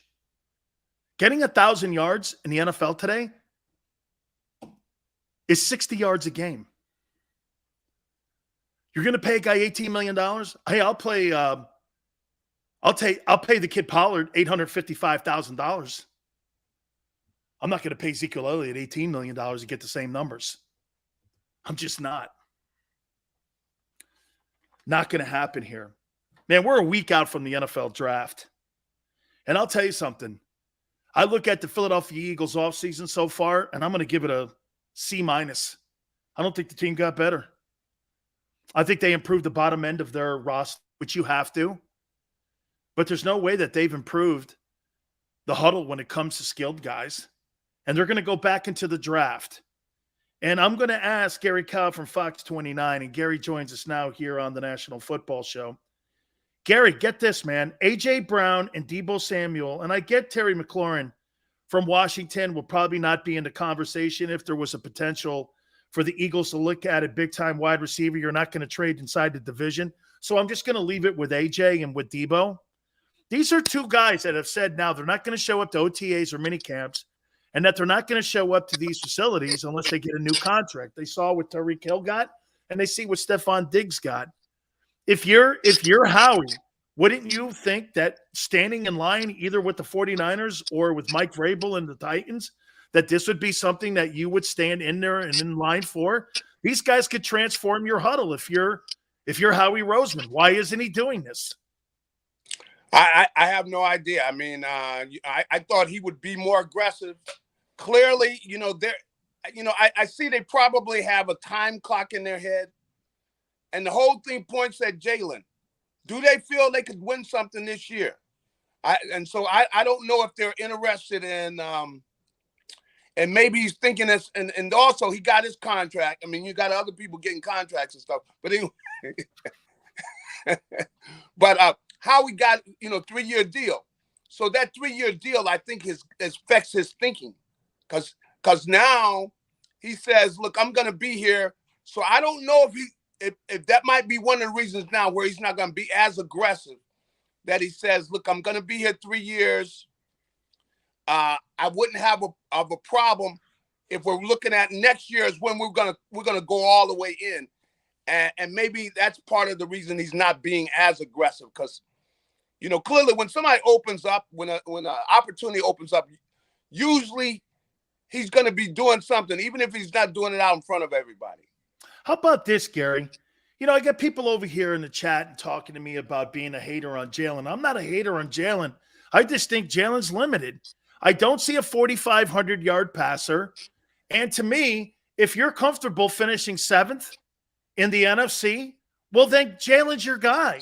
Yeah. I mean, there's certain people are going like this.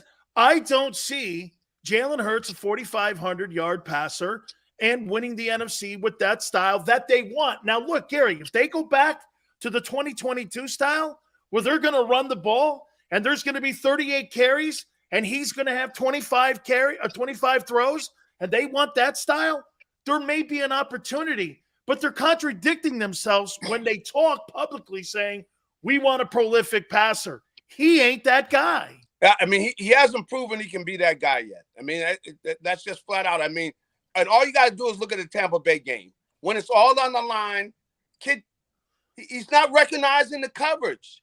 And, can he make the throws? He hasn't proven he can make the throws consistently. So you got to be able to be accurate. I might even say accuracy might be the number one thing throwing the ball when it comes to physically throwing the ball, because you got to be accurate. You got to be able to put it in there.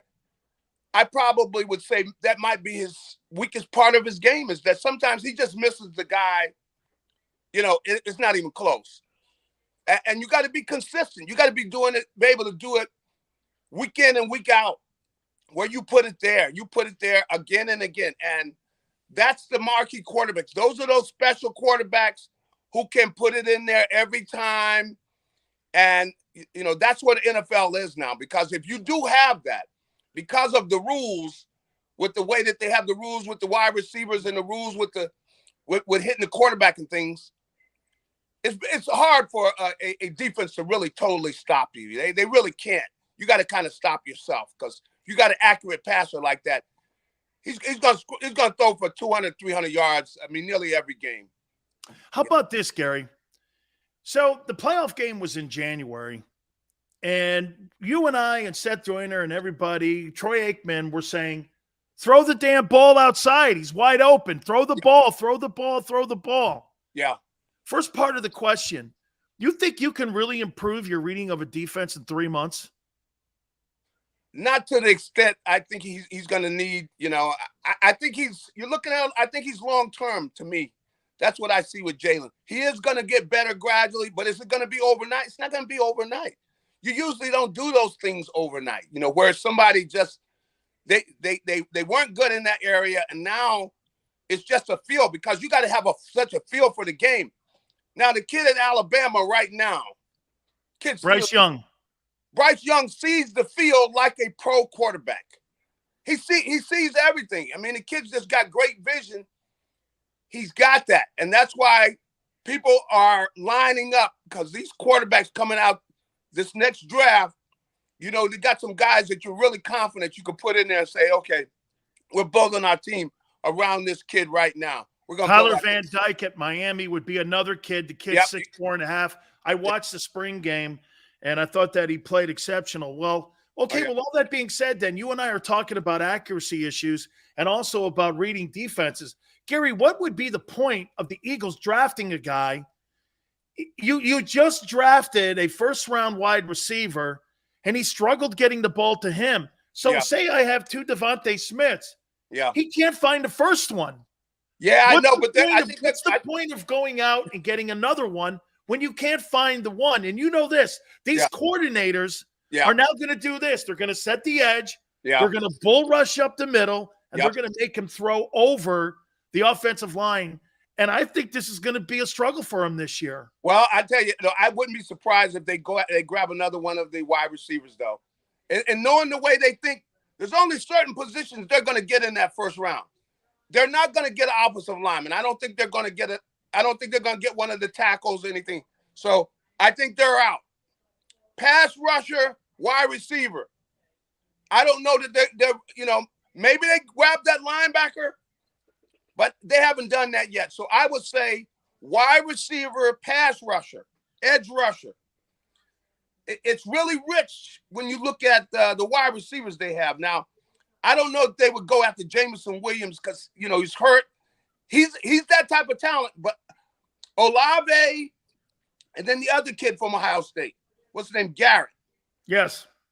His first name is Garrett. But he's the kid. You know, one of those kids, I could see him getting a wide out. Yeah, Garrett Wilson. Yeah, I could see him getting a wide out. Either that or he's going to get one of those edge rushers. They need an edge rusher. I mean, they need a pass rusher. You know, they got Reddick, but I think they would like to get a young kid.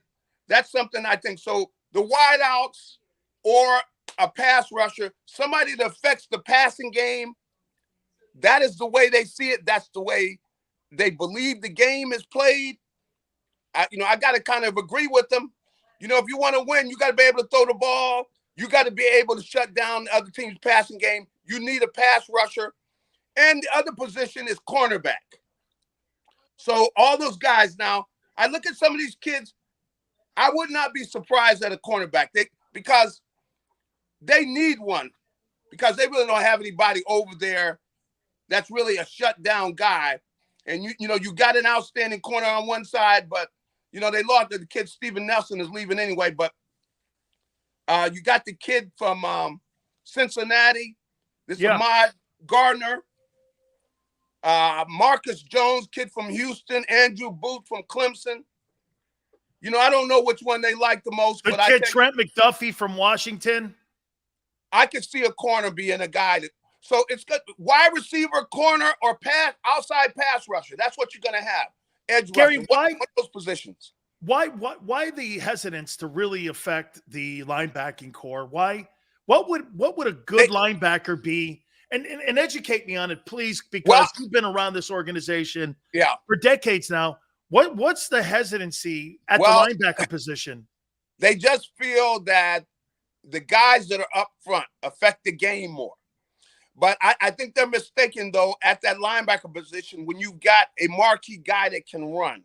You know, you got a guy with the speed, but you got to have, you know, these elite players. I mean, but you see other teams, they got the elite player. You got a guy that can run.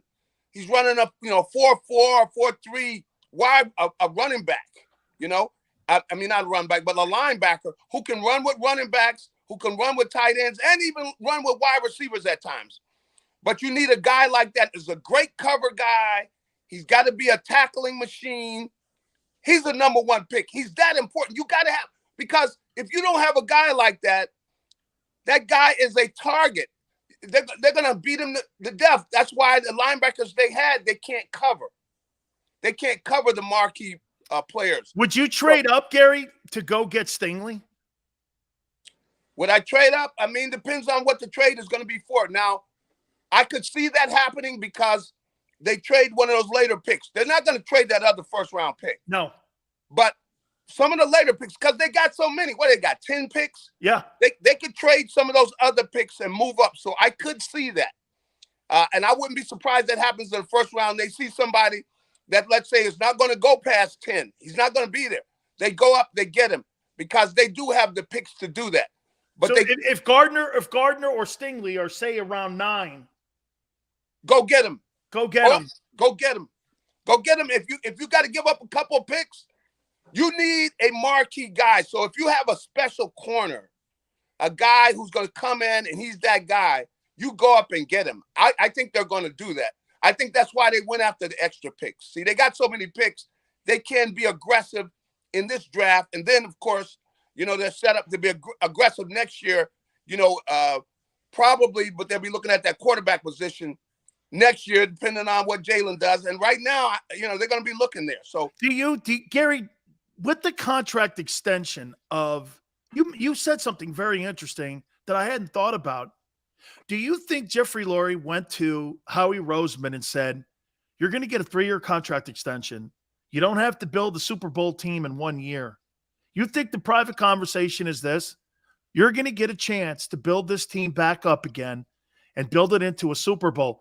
And that may be at the demise of Jalen Hurts or even maybe Nick Sirianni. Yeah. That may be at the, at those guys' failures, but the relationship between the general manager, going back to Joe Banner, and how he has built these teams since 1995, since he's owned the team, the way I look at it, he really leans on these GMs a lot here.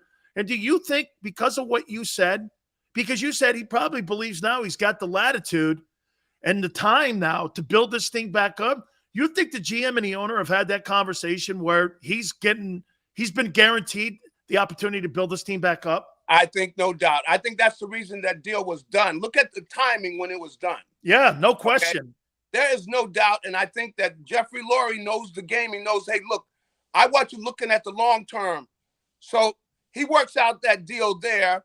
And they might have talked about it previously where, Howie was honest with him, saying, hey, I need to be looking at the big picture here, especially with the quarterback situation, where I don't see the guy in this draft. So, give me a few more years so I can make the right move for this club. It's going to be in the best interest of the team. And I really think it is in the best interest of the team that they made the deal, give Howie a couple more years, because they can't just look at it as a 1-year thing. It's longer than that. And so right now, I really don't honestly think that they really feel they have the quarterback there. That's why I think was part of giving them that deal too, because they want to get that quarterback put into place. You know, Gary, I look at that 17 Super Bowl now, and I mentioned this in the last hour. I was like, I mean, to me, I'm not calling it a one-year wonder, but this team was not built for sustaining success. That's 4 right. years later, Gary, they won 4 ball games after winning the Super Bowl. Yeah. So it wasn't built for long-term success. I think you're onto something, man. I think what he went to him and said, let's build this thing up here, not get rid of the draft choices. I was going to ask you about Kyler Murray and the potential of the Eagles. Why would they do that now when the general manager, like you said, if he's going to do anything, he's going to go into the draft next year or maybe even later round, second round or third round this year with a quarterback on a rookie contract so that he can continue to build the team up from the 53rd guy up. So I think you've hit it here. That's why there's been no rush in free agency.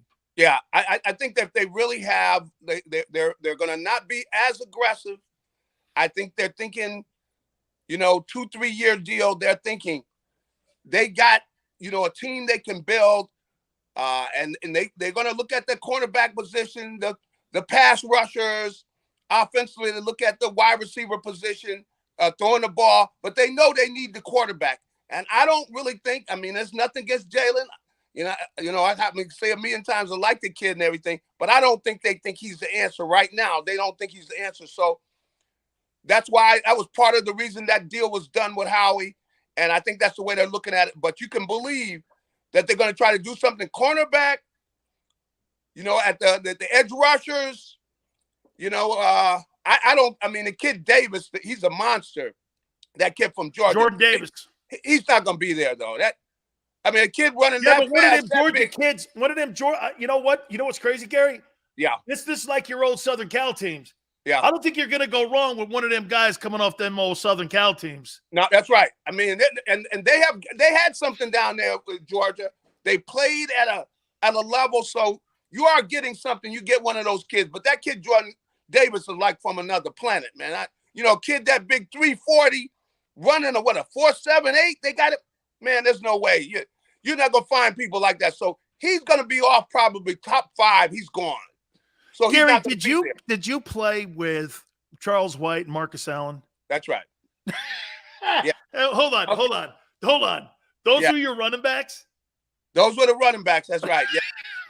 Yeah, we had a lot of guys. Munoz was on the team. Come on, think about, the people you had, Hey, wait a minute. Wait, I told Anthony this. He missed get this, folks. Yeah. Anthony Munoz missed his entire year. He plays in the Rose Bowl. I think he's the 3rd pick in the draft, and he goes out and plays 14. That's right.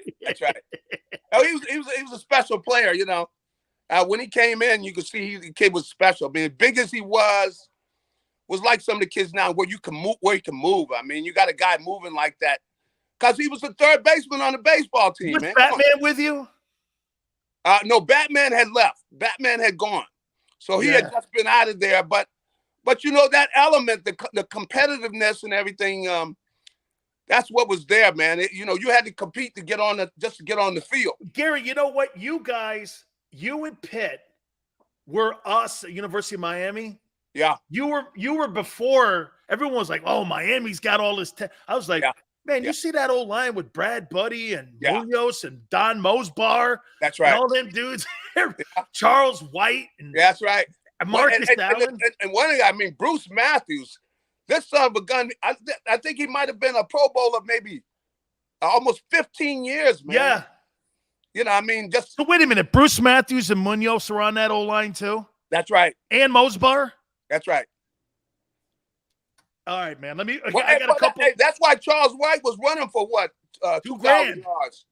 Yeah, man. You guys were just dynamite, man. No question about it there. Yep. Here, let me ask you these 2 last questions here. Mm-hmm. Do you think that Jalen Hurts gets a second contract in Philly? Really, if I were putting my money on it? Yeah.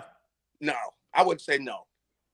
I can't see him. I can't see it right now because the jump you're asking him to make, and clearly, if he doesn't make the jump, he's not going to get the money.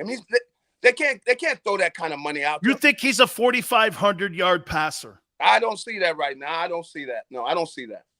You think Dak Prescott gets a second contract?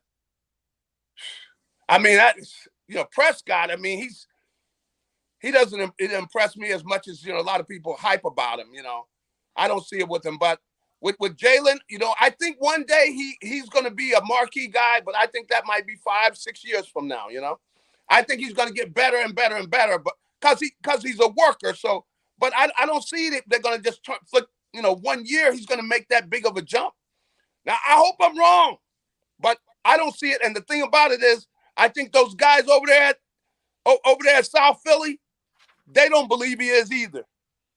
Because if they did, there'd be players around him. That's right. Well, right now, they would have gone after it. If they thought they had the guy at that position, they would have been going after it, but they don't believe it. So right now, what they're doing is they're saying, look, let's get young kids. We don't mind getting young kids because we don't think we have all the pieces right now anyway. And so we're just going to try to, add to a cornerback, a wide receiver, get a marquee guy that when the guy does, we have that quarterback in here, then we're going to be ready to go. And I think that's what they're thinking. I think you hit it, man. I think that contract extension. That's right. Should have told us all we needed to know about where they're going over the next 3 years. Yep. I think absolutely. Gary, I appreciate it, my friend. Thank you so much. Hey, have a good one. You bet. Gary Cobb, Fox 29. I want to hit on that. The contract extension is why Jalen Hurts will not get a second contract in Philadelphia. It makes sense now. Completely makes sense. Howie's been given time now at the expense of maybe even Nick Sirianni. We'll get to that here in a minute, but Morgan & Morgan, proud sponsors of the National Football Show with your boy Big Sills here. And I love this line. The fee is free. You know what that means? They don't get paid unless you do when it comes to your compensation. If you get hurt on the job or you get injured on the job, finding a lawyer, like John Morgan tells me all the time, one of the hardest things and one of the most important things that you could possibly do is finding that lawyer. For the people, it's not a slogan. It's who they are. It's what they do. And they fight for every single one of their clients, making sure you get the proper compensation that you need. Over $13 billion over 30 years have been paid out to all of their clients when it comes to fair compensation. That's what Morgan & Morgan does. Over 800 attorneys and offices in Philadelphia, Florida, New York, and across the country. Morgan & Morgan and their army of lawyers are ready to fight for you to get the compensation that you so deserve. Size matters, man. And when you go to battle with Morgan & Morgan, they are number one when it comes to size and making sure that they can do the fight and finish the fight for you. The call is free. The consultation is free. Call them at 800-512-1600. That's 800-512-1600. 24 hours a day, 7 days a week. I promise you this, finding a lawyer always results in this 3 times the return when it comes to your compensation and finding a lawyer. And make sure you do it at Morgan & Morgan. And also make sure you tell them Big Sills sent you. Many times when people are injured at a place of business, they don't realize they may have a case. The fact is, injuries should not happen. And most of the time when someone is injured, someone is at fault. Maybe the store manager installed a cheap, slippery floor, or there wasn't proper security. After an injury at a hotel, restaurant, store, or any place of business, it's so important to call us. Time matters, size matters. Morgan & Morgan, forthepeople.com. Go for the midnight dares. Go for the game. Go for the hits. Go for the fans. Go for the win. Go to Ocean Casino Resort. Book your trip at theoceanac.com. All right, did you know I was the mommy slam dunk champion? Really? Yes, really don't sound so surprised. Let's see it. Oh, you're ready. All right, here we go. Let's hear the crowd. So go to right, go to left, fake them out. Mama, go up, mama! She did it. Again? You can't avoid gravity, but United Healthcare can help you avoid financial surprises by helping you compare costs and doctor quality ratings. United Healthcare. Uh-huh.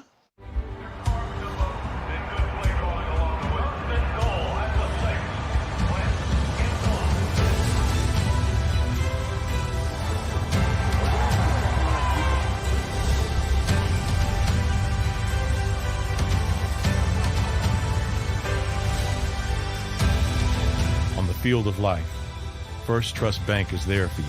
Champions on three. 1, 2, 3. Because Philadelphia dreams deserve a Philadelphia bank.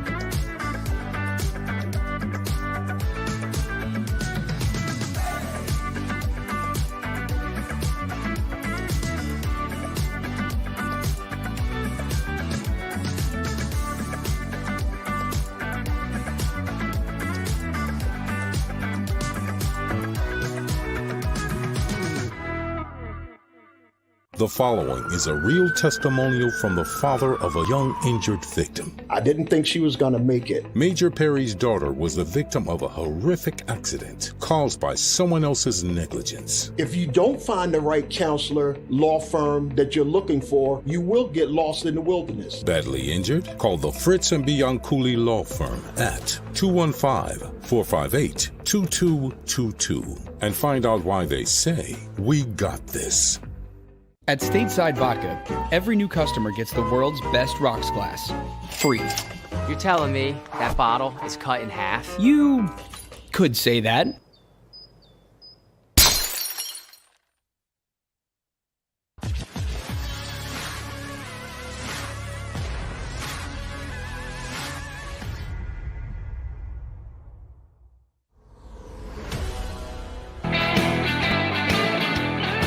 Welcome back, National Football Show, your boy Big Phil. Please hit the like button.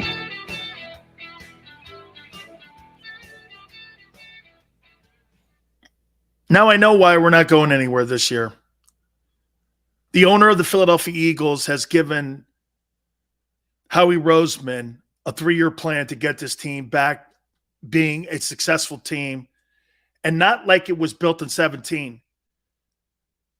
If you're the owner of the Eagles and you're looking on how that team was constructed, you're disappointed that today we're in the position we're in because it wasn't built for longevity. Howie says, let's do it right this time. Let's get the draft choices we need. Let's get under the cap. It's making sense now. Gary Cobb is right. Guys, you're not going to be a contender for a Super Bowl till 2026. And that's if you hit on your draft picks. 2026. That's not a Super Bowl contending team.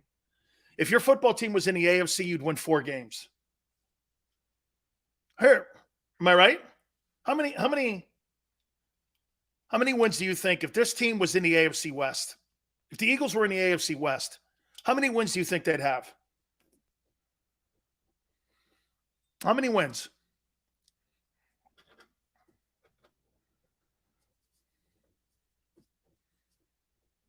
How many? 4? 5? 3? 2-15. Smart people. 12 wins. Yeah, over 3 years. I want to do something too, and I want to make sure something that everyone knows. Guys, I'm not hating on anybody, but I don't want to be the 7th place team in the NFC. That's what this is. Don't you? Or do you want to go like this? Or do you want to go like this? Hey, I'm okay with the way we're building the football team here. It's okay. Everything's all right. No problem. As long as we show up and win the majority of our games, I'm okay. Xander tells me there's a percentage of the fan base that actually believes that. Hey, you know, let's give Jalen – I don't want to give anybody a try. This is not kindergarten. This is the NFL. You're not supposed to have training wheels when you come into the NFL as a coach or as a player. You're supposed to be ready to go and play and win. I don't want to hear, well, you know, let's give Jalen another year. Dude, give Jalen another year. I don't need to see another year with Joe Burrow I only needed to see 5 games, and I knew that guy was a caller. Hey, I watched Justin Herbert. I watched the first half of the Chargers and Chiefs game. I said, that kid's good. Don't let your eyeball test fail you. Big Chris goes playoffs every year. Congratulations to you. Commemorative. I participated in the postseason. Then you get your ass waxed and you go home and you're bitching about your quarterback and you're wondering why you're not contending again. Hey, that 17th Super Bowl carries a lot of autonomy with some Eagle fans, I guess. That sucks. Can you imagine if Nick Saban did this? Man, it's great to win that national title at LSU. I'm now a national champion coach. Great. What about those other 5 titles he won at Alabama? What about those other ones, man, that he won there? He'd never have those if he believed like that. Well, we got a Super Bowl in 17 and, we'll strip it down a bit and then we'll get back into the room again, maybe in 5 years, get back into conversation. Why root for your team if you're doing that? Why do that? Hey, and know this. Watch this.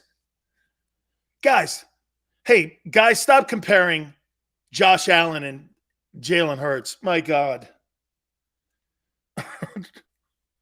Who's next? Tom Brady? What are you going to do? Compare Tom Brady to Jalen Hurts? Jesus criminy. Ugh. Or Jalen Hurts to Lamar Jackson? Really? Right. Okay. Know this. This is not a rip. Nobody is here. What's wrong with saying this? I don't think Jalen Hurts can win a Super Bowl. Okay. We've not asked that question. Do you think Jalen Hurts can win a Super Bowl? You think he's a Super Bowl winning quarterback?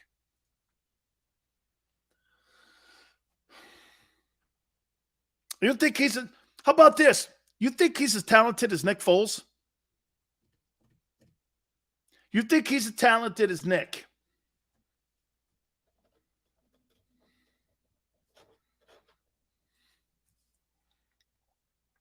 Israel says, Seals doesn't like the Eagles. I don't like the Eagles finishing 7th place. You're right. No.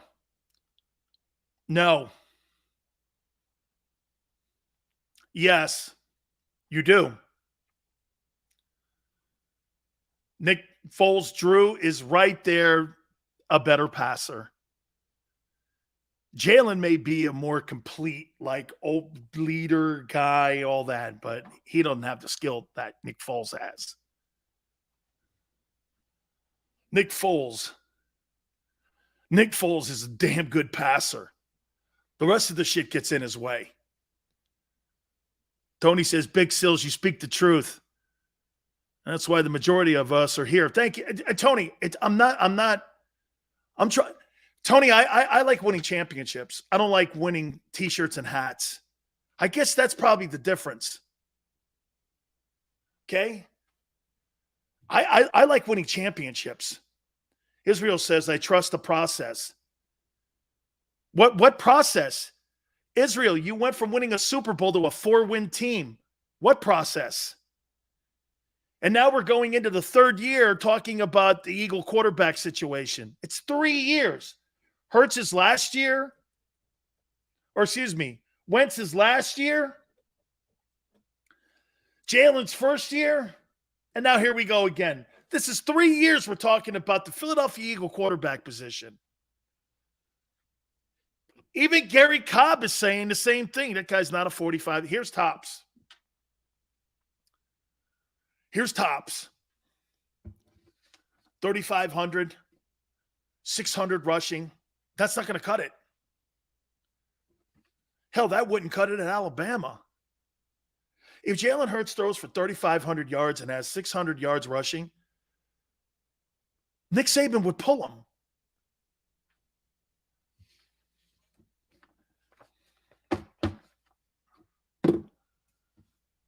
Drew, man, I'd love to see. Dude, it was the greatest party. Howie Vision. Drew, it was the greatest, parade I've ever seen in my life. Beers were flowing. Dude, that was a great celebration for the Eagles. That was one of the best I've ever seen, man. Holy cow, was that great. For a city that's so starving. You know, when Chicago, they had the Cubs win the World Series, right? Boston. Think about this. In my lifetime, I never thought I would see these three things happen. The Cubs win a World Series, the Red Sox win a World Series, and the Eagles win a Super Bowl. Tommy McDonald, the 1960, man, was a mantra that was in the city of brotherly love my entire life. Okay? Talking to Concrete back in the day when he was still upright. We'll get a championship here sooner or later, kid. I'm like, you went to UPenn? He's like, yeah. I go, wait a minute. Bednarik went to University of Pennsylvania? You're kidding me. This guy's an Ivy League guy? Played center too, son. I was like, okay. I used to get Chuck on the show back in the day when I was in Tampa. It's crazy good, man. All right, we're going to reset.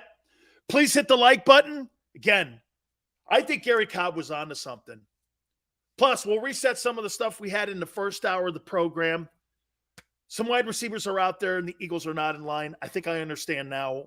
After Gary Cobb came on, I think it all makes sense now. Hit that like button. Keep it right here on the National Football Show. Go for the midnight dares. Go for the memories. Go for the view that goes on forever. Go for the bubbles in your bathtub and in your drink. Go to bed whenever you want. Or don't. Go for him. Go for her. Go for the win. Go to Ocean Casino Resort. Book your trip at theoceanac.com. All right, did you know I was the mommy slam dunk champion? Really? Yes, really, don't sound so surprised. Let's see it. Oh, you're ready. All right, here we go. Let's hear the crowd. So go to right, I go to left, fake a mom. Mama, go up, mama! She did it. Again? You can't avoid gravity, but United Healthcare can help you avoid financial surprises by helping you compare costs and doctor quality ratings. United Healthcare. Uh-huh.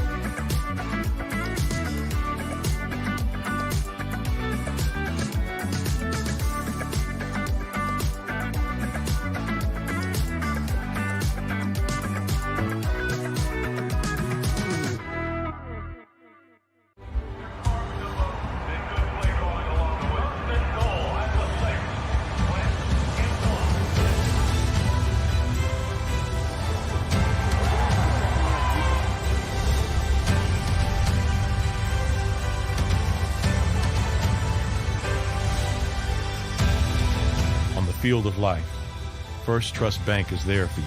Champions on three. 1, 2, 3. Because Philadelphia dreams deserve a Philadelphia bank. At Stateside Vodka, every new customer gets the world's best rocks glass, free. You're telling me that bottle is cut in half? You could say that.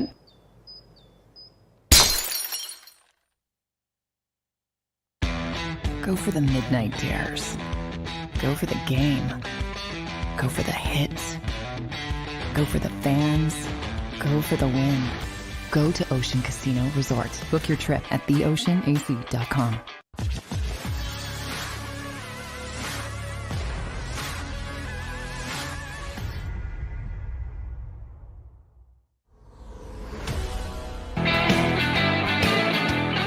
Hour 3. Big Phil's National Football Show. Appreciate you coming aboard. So my daughter, some of you were with me last week. She made it all the way to the West Regional Finals against BYU, and it was played on Saturday. They were beat pretty handily by a very powerful BYU team who will probably win the national championship in rugby. And we were talking, and she goes, Dad, we really had a great year. And I said, Danielle, last year you guys were 48th. Now you're third in the country. I mean, it's a giant leap. She's like, shit, Dad. We got beat. I want to win it. Man, I was like, God, that's so great to hear. Participation trophies and ribbons are for losers.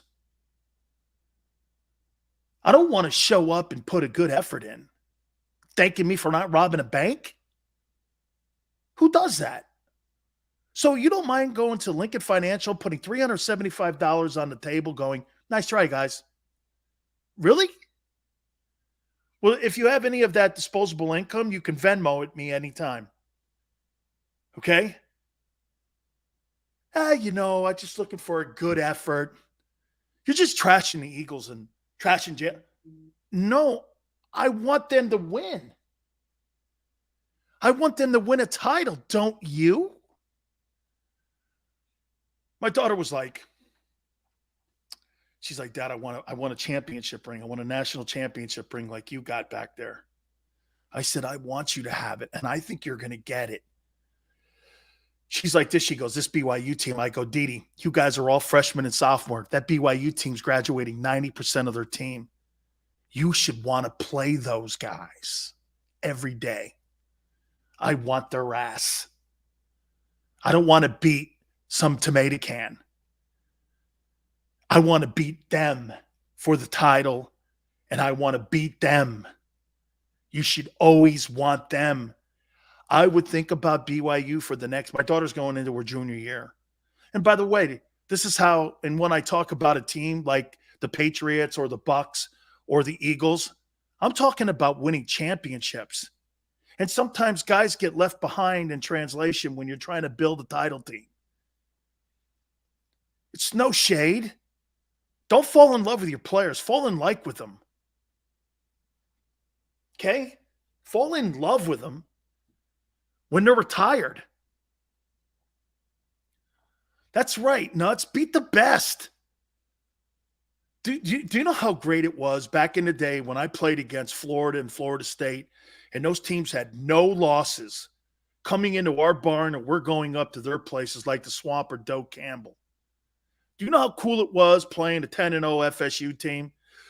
Dun dun dun dun dun dun dun dun dun dun dun dun. Da, na, na, na, na, na, na, na. And we're standing out there in the middle going, bring it, bitches. We're ready.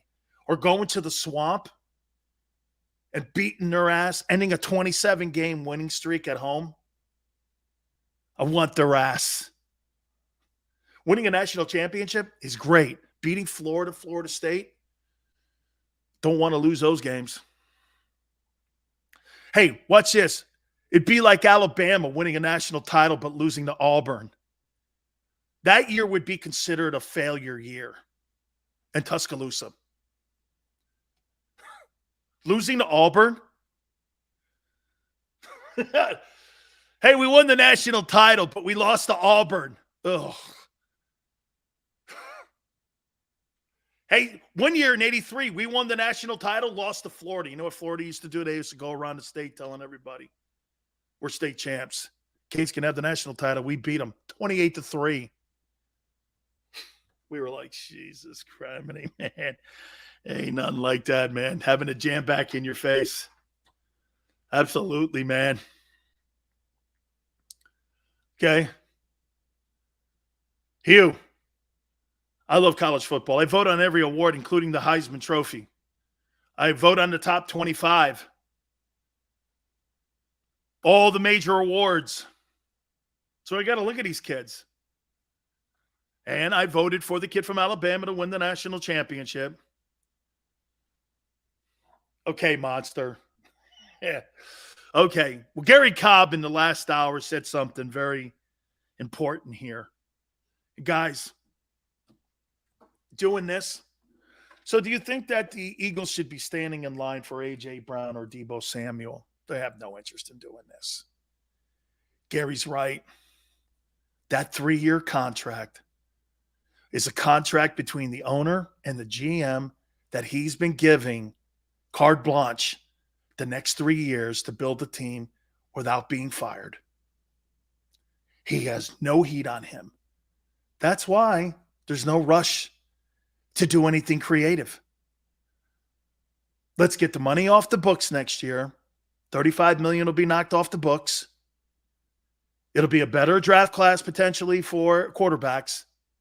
And if Jalen doesn't end up getting better, or if he even stays the same, he's a good draft piece that we could move during the draft and go after our quarterback. You're stuck in the mud. Howie Roseman has been given 3 years to torture you. No matter what we talk about in the draft, no matter what we talk about in free agency, Gary's right. The kiss of death for the team not to do anything. What did he say at the beginning of free agency? That we had to be creative and we had to gamble? That's a lie. It's a lie. They're not going to do anything that's going to upset the plan they're on. And here's their plan. They're going to get another wideout on the other side of DeVonta. They'll get an edge rusher. Then they'll fill in the blanks with the rest of their picks. And they're going to go into battle with what that team is right there. And they're going to let the chips fall where they may. If Sirianni sucks, maybe they go after Sean Payton. I don't know. They go after a quarterback like Bryce Young, Tyler Van Dyke, UM, other guys. CJ Stroud, Ohio State. This is what the plan is. Tell me I'm wrong. This is what, I started the show by doing this. Well, A.J. Brown and Deebo Samuel, it doesn't matter, guys. Kyler Murray, the conversation. You know what I would be doing? Get this. If I were the Eagles and Howie Roseman, I wouldn't be calling the Cardinals for Kyler Murray. I'd be calling the Cardinals for DeAndre Hopkins. That's what I'd be calling for DeAndre Hopkins. Just doesn't make sense here, man. You could say all this stuff. And by the way, you see that Kyle Hamilton is in Washington today? I got that. That's my pick that I think Washington takes. And Washington is going to sign the wide receiver. He's outlived his contract. Okay? Terry McLaurin, I think he was a third-round draft choice. He's outlived his contract. They've got to pay him. You brought in Carson Wentz. You're not going to let that guy roll out of the building. You're not going to pay him $20 million a year, I don't think. But you need a big-time wideout. You're not going to – hey, and by the way, can I tell you how great that player is for Washington? And I got to give Xander a lot of love. Xander, you know what, dude?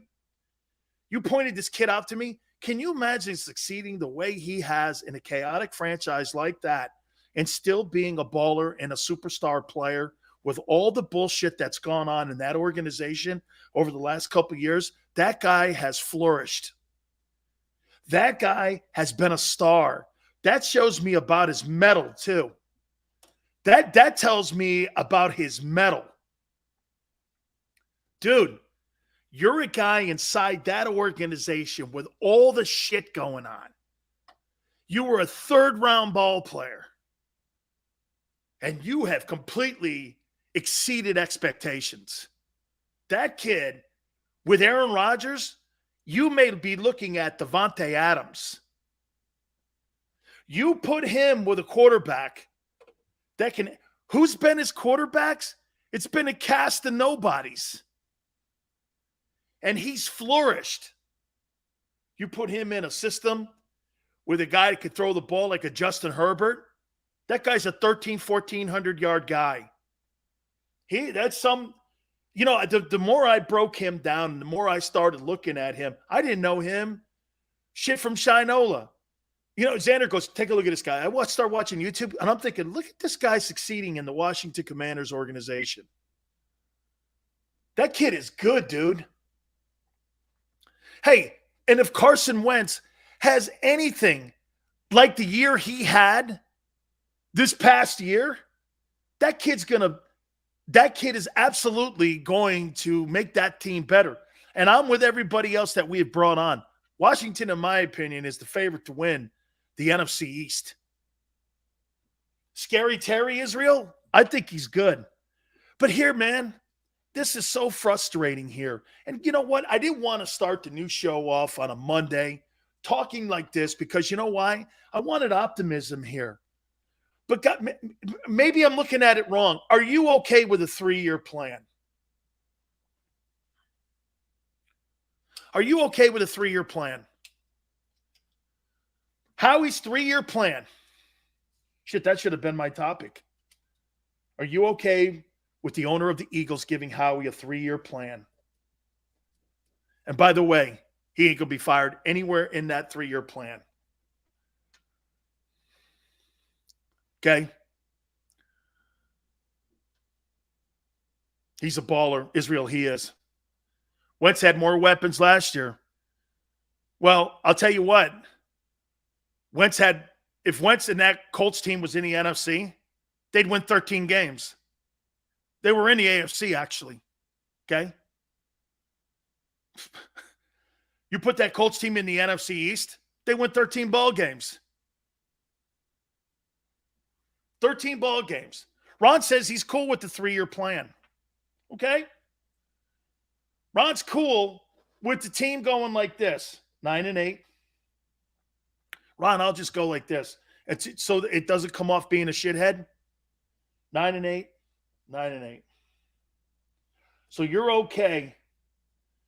You're okay with like a 27-24 record, something like that, as long as we're getting the team back to being a Super Bowl contending team. Is that correct? You're cool with that. That's all I'm asking. You're not doing anything free agency. You have no intention of making the ball team better. Okay? Well, no, I'll take that back because I want to be fair to it. You are going to try to get better in the draft. So if I were everybody, stop talking free agency. And that includes me. Every time somebody comes available, you see what's being said about the Honey Badger? The Honey Badger saying this, that Howie wants a 1-year deal, and Honey Badger wants a 2 and an option. The same deal that Stephon Gilmore got. Howie's like, no way, 1-year deal. Okay. They may still land him. That would be a coup if he gets him. Rico says, Sills, the NFC is wide open. Rico, you don't really believe that you're beating the Buccaneers, do you? Or the Rams? Or the Packers? You think you could beat the Vikings? Kirk Cousins is a superior quarterback to Jalen. And their running back is superior to anything that the Eagles have. I think that's his dark horse team. The Vikings have a pretty good staff. Now, an offensive-minded guy, I like Mike Zimmer. Mike Zimmer was a heck of a coach. All good. Okay? Chris says I'd give him 3 years. If it works out, Dan. Blue City Empire. Hey, Sileo. There are some Raptor fans on Twitter that are making death threats to Embiid and his family. Blue City Empire. Awesome. Awesome. You know why? Those are losers. Do you know how many death threats Tim Tebow used to get from SEC fans? Don't be soft about it. Well, it's just who they are. Don't give them the time of day. You know how many death threats I get? From people over the 33 years? Great. I don't care. You ain't walking up to me. You ain't walking up to Joel Embiid. Great. They're cowards. Guess how that sounded, too? Still, somebody's like tweeting at Joel Embiid, death threats. When you put a gun in my face, I'm scared. When you put a tweet in front of me, I'm not. Okay? You put a tweet in front of me. Okay, yeah, well, all right, we're good. You put a gun in front of me, we're going to be a little nervous. Okay? Get off my Bucks helmet. Hey, it's my NFL helmet. Get off my Bucks helmet. Joel Embiid, man. So Joel Embiid is getting death threats? That's because he's a monster, man. That guy is a baller, dude. He is. He's a baller. And the Raptor fans are a little nervous. Hey, this is what I would tell the Canadian Raptor guys. Take your mask mandates down for that soft-ass country of yours. Then come talk to me before you start barking at anybody. You guys take those truckers and you take all their livelihood away from them because you don't like somebody going boo at you. What a bunch of cowards. You kidding me? Your country's soft. Hate that stuff. Joel Embiid getting death threats. Good God, that's so awesome. You know, Tebow, they used to say they wanted to rape Tebow's sister and they wanted to kill his mother and stuff like that when they played LSU. Tebow was like this. Yeah, you know what's funny? Every time I show up to Baton Rouge, nothing but the kindest people come up to me and shake my hand and have great sportsmanship. I never see any of those people. Of course you're not. Because people who hide like that are cowards. And I've said this to you before. Twitter, social media is the outhouse wall of our society today. You know how you used to go into the bathrooms like the trucking stops and the truck stops? I was here. John's a jackass. Peter's a dick. You're seeing all that. You know what I'm saying? You never get it. I've never had any. You know, Sileo, I wrote something about you on an outhouse wall. I called you a son of a bitch. You did. Right? Eastside Monster. The trees are sweet. Thank you. Some of the chicks are too. Money goes like this. You see how Kyrie Irving handled the Boston Trolls? He's hilarious. Yeah. Kyrie Irving was throwing up the one-gun salute at the Boston fans. And I'm sure he's going to get fined by the NBA. See, though, man, when you're shooting a one-gun salute at the Boston Celtic fans, what, you think that the Boston – wait a minute. That'd be like telling Philly fan, hey, Philly fan, when Carson Wentz comes to town or Ben Simmons comes to town, please, guys, no booing. Please, guys, no booing. We can't have any booing. No booing, guys. You promise? No booing. Here's Philly guy in my mind. Oh, yeah, that's right. Ben's got a little bit of a issue with people talking shit on him, so maybe I'm not going to boo him. Yeah, you know, or when Wentz comes rolling through Lincoln Financial. Hey, Xander, I've got to be there for that opener. I got to be there for the opener, man. I don't care about the Cowboy game, okay? I don't care about the Cowboy game. I want to be there when Wentz walks out week 1, and all of you guys are watching that guy roll through, and I want to see how that thing plays out. Holy cow. We're all going to tailgate. We are all going to tailgate. Holy cow, man. I want to dude, that's going to be worth the price of admission for the 2023 Philadelphia Eagles season, is watching Carson Wentz and then Doug Pederson roll through the building. Oh, my God. Oh, man. No booing. Hey, Eagle fan. This is the public announce here at Lincoln Financial. There'll be no booing by Philadelphia/Eagle fans on Carson Wentz. You will be escorted from your seat and taken out and sent over to the Democratic National Convention. I'm kidding. I'm kidding. Sorry about that PSA I just did. Yeah, sorry about that. I don't know where that came from. You guys won't boo Doug, though. I don't believe you'll boo Doug. No way. By the way, you see who came down to Joel Embiid? Giannis and the Joker. Embiid's going to win the MVP. Yeah, hey, Alexander, public announcer, please, a guy in section 17, seat 4, he's booing Wentz. Can we please have him removed? Thank you. God, can you imagine that, man? You ain't freaking taking me anywhere. Dude, that Philly fan that got that Met fan's phone and threw it on the field because he was talking shit. I was cheering that. I don't know why. I don't know why, but I was cheering that shit, man. Oh, yeah. No, Chris, I think you guys will give Doug Pederson one. I think you'll give him a round of applause, and then after that, it's back to work. I think it'll be back to work. Man, I had this show written out today. Let's go get Deebo Samuel or A.J. Brown. Man, I won't lie to you, man. I'm a little bit like disappointed because free agency ain't happening this year for the Eagles. It's just not.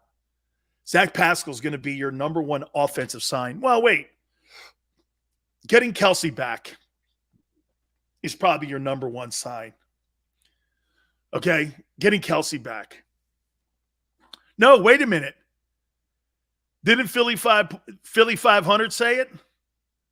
The best sign this offseason was Howie Roseman.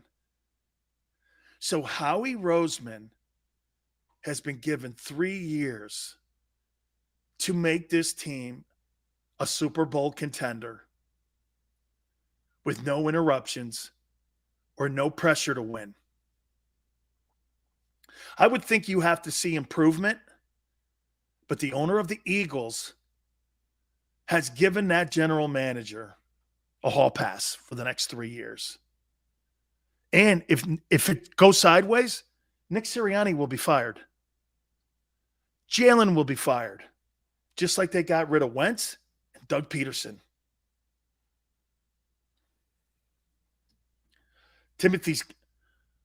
Ralph says this, signing Mulata for pennies before the season was a great move.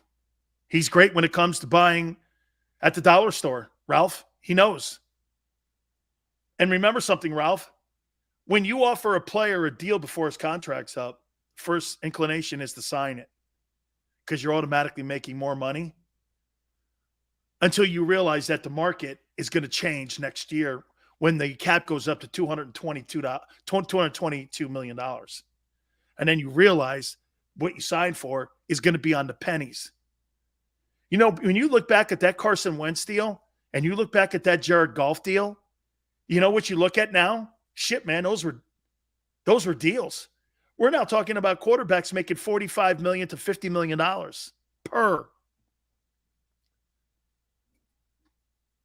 Israel says Sirianni. Hey, I guarantee you, Israel, I guarantee you that Pascal gets more targets than what Quez Watkins will. Guarantee you. Okay. Israel, Mulata is not a dollar store. His contract is. You see, once again, you took what I said and thought that I was talking about the player. His contract is and will be. That's what you do when you sign a guy ahead of time before his contract is up. In 2 years, his contract will be pennies and dollar store stuff. Not to talent. That's not what I'm saying here. That's totally not what I'm saying. You put it into the context that I said that Mulata was a dime store guy instead of not listening clearly and saying his contract is a dime store guy. They got him on the cheap. Yeah, Israel, that's all I'm saying. Jordan Mulata is going to be a 15-year veteran on that side of the offensive line, and he's going to be a Pro Bowler and a great football player. Howie knew what he was doing, man. Same thing with Goddard. Signing those guys ahead of time? Absolutely. Absolutely. Huge. All right, guys, speaking of huge, size matters. And when you get into a battle with Morgan & Morgan, let me just tell you this. There's nobody bigger in the country when it comes to choosing an attorney. And Morgan & Morgan, the fee is free. That means this. They do not get paid unless you get your compensation for when they go to battle for you. If you're hurt or injured on the job, picking a lawyer is one of the most important things that you could possibly do. John Morgan has told me this for 25 years. Finding that lawyer that will fight for you. And for the people, it's not a slogan. It's who they are, and it's what they do. How about this over the last 30 years?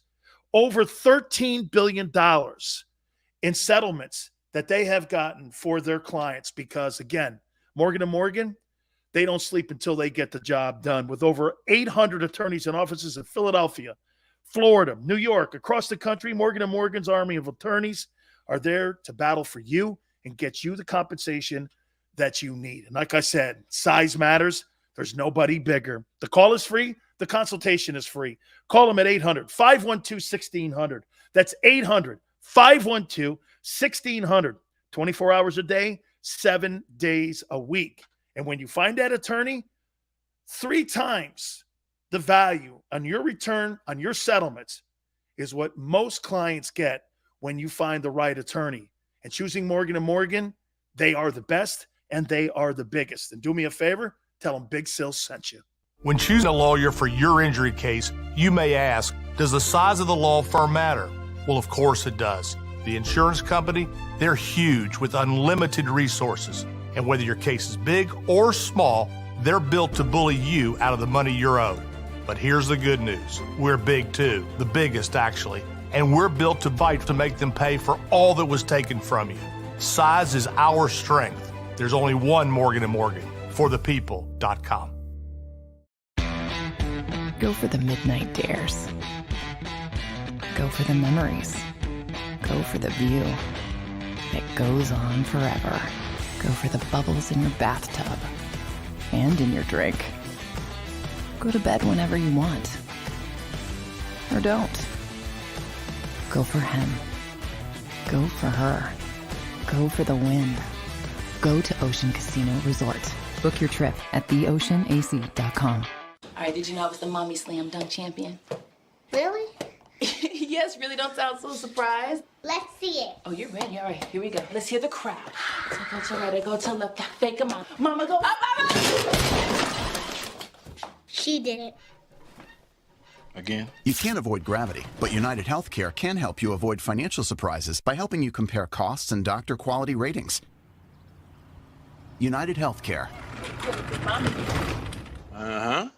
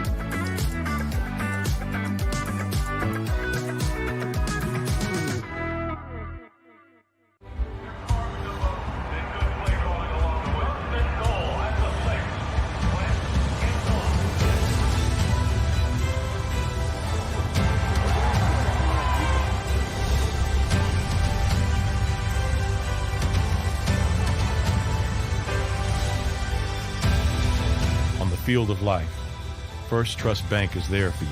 Champions on 3. 1, 2, 3. Because Philadelphia dreams deserve a Philadelphia bank. At Stateside Vodka, every new customer gets the world's best rocks glass, free. You're telling me that bottle is cut in half? You could say that.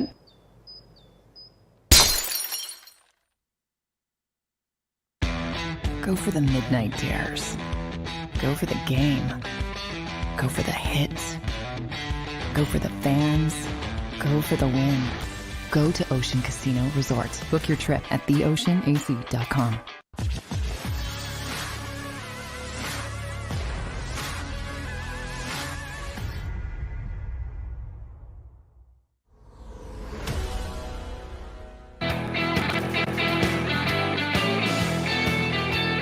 Welcome back. National Football Show. It's your boy Big Sills on the first day of the show's expansion. We appreciate everybody coming aboard. Please hit the like button. Thank you guys so much, man. I mean, I definitely could not be doing this without you guys. And thank you again for all the stuff you do, man. We really appreciate it. By the way, Philly 500 tomorrow. I love getting those guys on, man. I really do. And as we get closer to the draft, Jimmy Johnson and Tom Telesco, the Chargers, and some of the guys, Phil Simms, will be coming on the program. We'll get Boomer Esiason back on again. So we'll sprinkle everybody in. We'll have all those guys as we always do. Real quick, before we get into a comment I want to make about Carson Wentz and Jalen Hurts here. You know, Shaq said something last night, and he's so right. Sometimes when you get a job, you think that job because the name surrounding the organization is a huge job. How many do you guys think that the Laker job and the Dallas Cowboy job is a big job? You think it's a big job? The Laker job is a joke. Why would Jason Kidd leave Mark Cuban when you got Luka there and you've got an owner that's willing to spend money and do all the things it takes, and they've got basketball people in the organization that are making the right move? Okay? I don't think the Laker job's a big job. You got dead cap money. You don't have a first-round pick for a while because you gave it up for AD. You got an aging superstar in LeBron James. Where are you going? You got a guy that you're owed $47 million to, and Russell Westbrook. You can't move him unless you eat 90% of that contract. Where are you going, man? You've got to eat a $47 million contract just to move Russell Westbrook, an aging superstar in LeBron, an AD who can't stay healthy. Big market? Great. Funny, Memphis looks better. Maybe not in their first playoff game. How about the Cowboy job? You're never going to win with Jerry Jones as the owner of the team. Jerry can't help himself. Great owner. The brand has expanded so much since he bought the team from Bum Bright. Since he bought that team in '89, there's been no question. $154 million investment has turned into a $5 billion investment. He's a Hall of Fame owner. He's won 3 Super Bowls. This guy is absolutely done a lot for that Dallas Cowboy brand, but over the last 25 years, they've not gotten to a NFC championship game because the owner doesn't want to give complete control to his coach. When Pat Riley was the coach of the Lakers or Phil Jackson, they had complete control. Plus, they had Jerry West in the building. If you're the Lakers, how do you let Jerry West walk out the building? You let the best basketball mind leave the Lakers? Well, when you get Mitch Kupchak and the rest of them dudes like Rob Pelinka, you deserve what you get. Yeah, but hey, Jeremiah, you're not going anywhere. Okay? Not going anywhere. Dallas, you're not going anywhere. Those jobs are not big jobs to me because you can't coach at those jobs. Okay? Dan, comment more on the USFL weekend. I thought it was spectacular. I thought those guys did a great job. 3.5 million people watched the game on Saturday. I'm going to be watching the game tonight, by the way. Bandits and Maulers.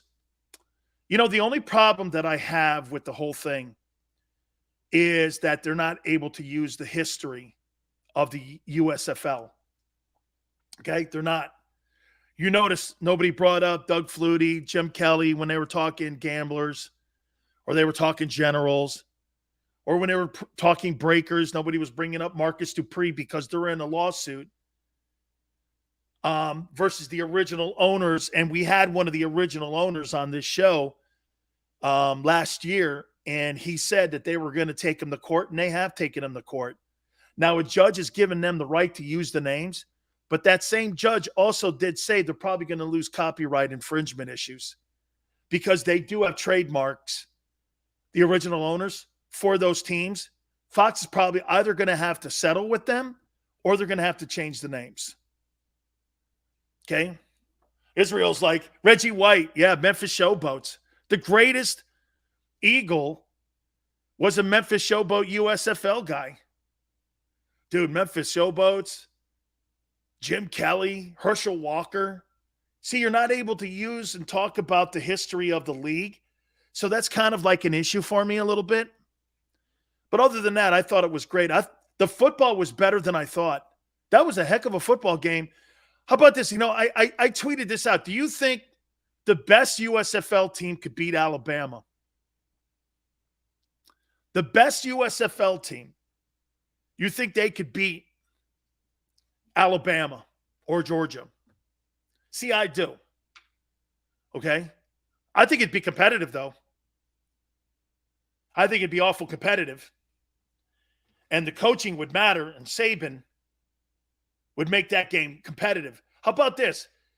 If the Alabama Crimson Tide played the best team in the USFL 10 times, I think Bama would win 4. Bama would win 4.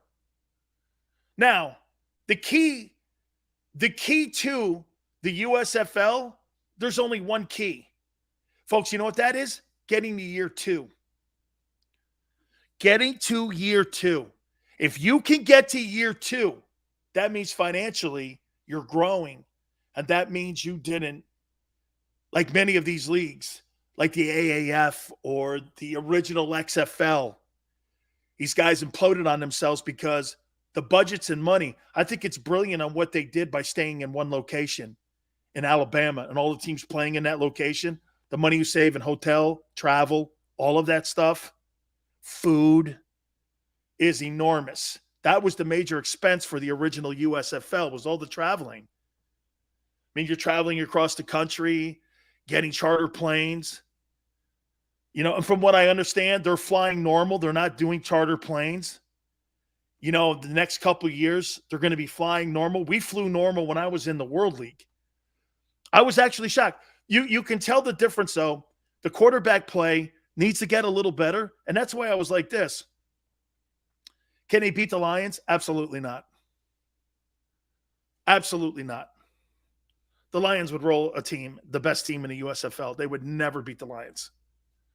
I think you guys just because a team is the worst team in the NFL, that you think that team could not beat anybody on the planet that plays organized football. They could. Okay, the Lions could. Didn't they tie the Steelers this past year? Steelers made the playoffs. Right? You're not beating the Lions. Okay? Listen, there's no doubt. Xander's like this. That's like moron saying Alabama could beat the crappiest NFL team. It's not happening. I played on some of the most – every one of my wide receivers and my quarterback that I had on my team were first-round draft choices and Pro Bowlers. Testaverde and Kozar and Kelly. One was a Hall of Famer. My wideouts were Michael Irvin, Brian Blades, and Brett Perriman. All made the Pro Bowl. Our running backs all made the Pro Bowl. And we still couldn't beat the worst team that year in the NFL. It's not happening. Those games are closer than you think, friends. Okay. However, again, I thought that Birdman, I loved it too. I'm a big fan. 90% of the games, I watched them. And they beat, I think, the Jazz and the Mavericks. Game 1. That number may go down. Okay, it may go down the next week here, but I think the USFL got off to a spectacular start. Hey, Chris, XFL starts next year in February. So you're going to have 2 spring leagues going after one another. So there's going to be football 24/7. You better hope if you're the NBA that you figured out all these players taking nights off and shit and playing hard and having series that matter. This is what I tell you. Guys, do you agree with me? I think the first round of the NBA playoffs, I think they should be 3-game series. You want to know compelling? You want to know how everybody would be on the edge of their seat? 3-game series, you're going to play your ass off in every one of them games. And you're going to get upsets. You could get bounced. The NCAA tournament shows you one thing. The ratings were massive for the NCAA tournament because it's one and done. And you're going home. You put that at a 3-game series. Can you imagine Toronto and the Sixers in a 3-game series and you drop game 1? Holy shit. If you're the Sixers, you talk about Sphinxer counts. Dude, man. NBA better figure it out because the NFL, once they leave the TV schedule and now with the XFL and the USFL, I think the USFL is getting off to a nice start. I want to see them get to year 2. All right, real quick here. We talk, again, free agency conversation. I'm not doing it. I'm just going to start talking and isolating on the draft and who they're going to take in the draft because they're not going to do anything in the open market. This Kyler Murray stuff is stupid now. Gary Cobb's right. They may land Honey Badger. They may land him. Would it be an impact? Yes. And then you add Riddick. It would make the offseason a lot better. And you didn't have to really give anything up for those two men. You know, with your draft assets, you didn't have to give too much up. So it would be a much better offseason. If they land Honey Badger, that would be huge. But this is really all going to be about the draft. Chris says, draft day trade. Chris, maybe to move up to get a wideout or Kyle Hamilton or one of the corners. Maybe. Okay, maybe they do that. But this is going to be all about, again, the draft. And Howie, because he's sitting at 15, remember this, Howie can't do this right now. My number one priority going into this draft is a corner. Well, both corners may be taken. Or all 3 of those corners with Stingley may be taken. What are you going to do then? Well, my next pick is an edge rusher. Okay. See, when you're picking at 15 and 18, unless you're moving up, you're a slave to who's in front of you. You can't sit here and just go like this. Well, I'm taking a corner in this draft with 15. I am. You never know what's going to hit there. You have no idea. All right. Do me a favor. Hit the like button. You guys have been awesome, man. I so appreciate it. I'll tell you the 3 positions, though, that could be right in that conversation there for the Eagles there. And where those kind of players line up. Guys, this is going to be really all about the draft. Gary Cobb was right today. Free agency was never going to be a major play this year. I should have known it when Xander told me that they were $35 million still under the cap. Hit the like button. Keep it right here on the National Football Show. Go for the midnight dares. Go for the memories. Go for the view that goes on forever. Go for the bubbles in your bathtub and in your drink. Go to bed whenever you want. Or don't. Go for him. Go for her. Go for the win. Go to Ocean Casino Resort. Book your trip at theoceanac.com. All right, did you know I was the mommy slam dunk champion? Really? Yes, really, don't sound so surprised. Let's see it. Oh, you're ready. All right, here we go. Let's hear the crowd. So go to right, go to left, fake 'em out. Mama, go up, mama! She did it. Again? You can't avoid gravity, but United Healthcare can help you avoid financial surprises by helping you compare costs and doctor quality ratings. United Healthcare.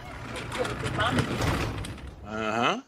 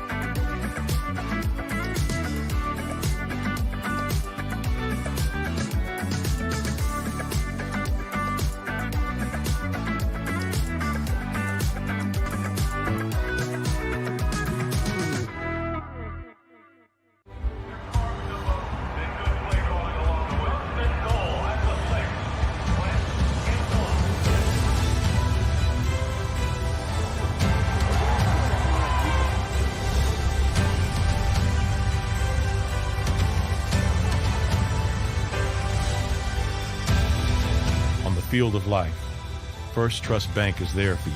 Champions on three. 1, 2, 3. Because Philadelphia dreams deserve a Philadelphia bank. At Stateside Vodka, every new customer gets the world's best rocks glass, free. You're telling me that bottle is cut in half? You could say that.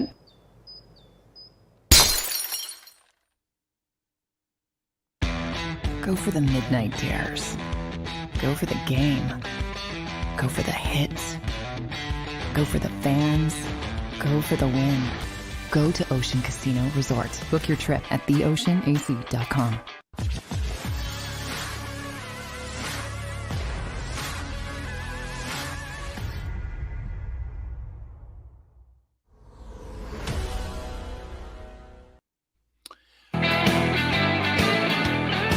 Welcome back, National Football Show, your boy Big Sills. Baker Mayfield goes from the first pick in the draft to now going to the bottom of the barrel in teams. So I guess him and the Panthers, I guess they're trying to work something out to try to move Baker Mayfield to Carolina. Matt Rule will be fired at the end of this year. You know, didn't Matt Rule sign that deal too, that 6-year contract with David Tepper? He's the richest owner. You know, of all the owners in the NFL, he's the richest owner in the NFL. That includes Stan Kroenke. He's the richest guy in the league, is David Tepper. And he's not going to sit around and have another shit season and watch Matt Rule just fumble around. And now they're talking about getting Baker Mayfield. So Baker Mayfield, I'm watching that TMZ interview, and I'm going like this. Everybody's fault but his. You know what I do if I'm Baker Mayfield? Dude, you're auditioning for your next job, not your next psychiatrist. Well, man, woe is me. Woe is this. Woe is that. Guys suck. Dee-da-da. You know what you do?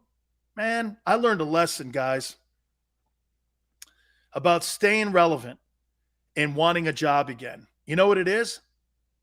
They're talking shit on you. It's all good. They're going to talk about, you know, how many times you've been fired, even if it's a lie. Doesn't matter. But talent always wins. No matter what they say about you. No matter how many times they shit on me. I went from one platform to another platform inside of a year. You can't stop talent. I'm not saying I'm the most talented guy on the planet, but when you have a passion for something, traditionally the talent comes out in that. If whatever you love, fishing, being the number one salesman, being a great TV repairman, anything. If you love it enough, you'll have a passion for it and you'll be the best at what you do. Okay? Israel, that's right. Right, Israel. Who does an interview at TMZ unless you're soft and one of those Hollywood snowflakes? Nobody looks at anybody serious from Hollywood or anything like the TMZ interviews and says, wow, man, that's a guy.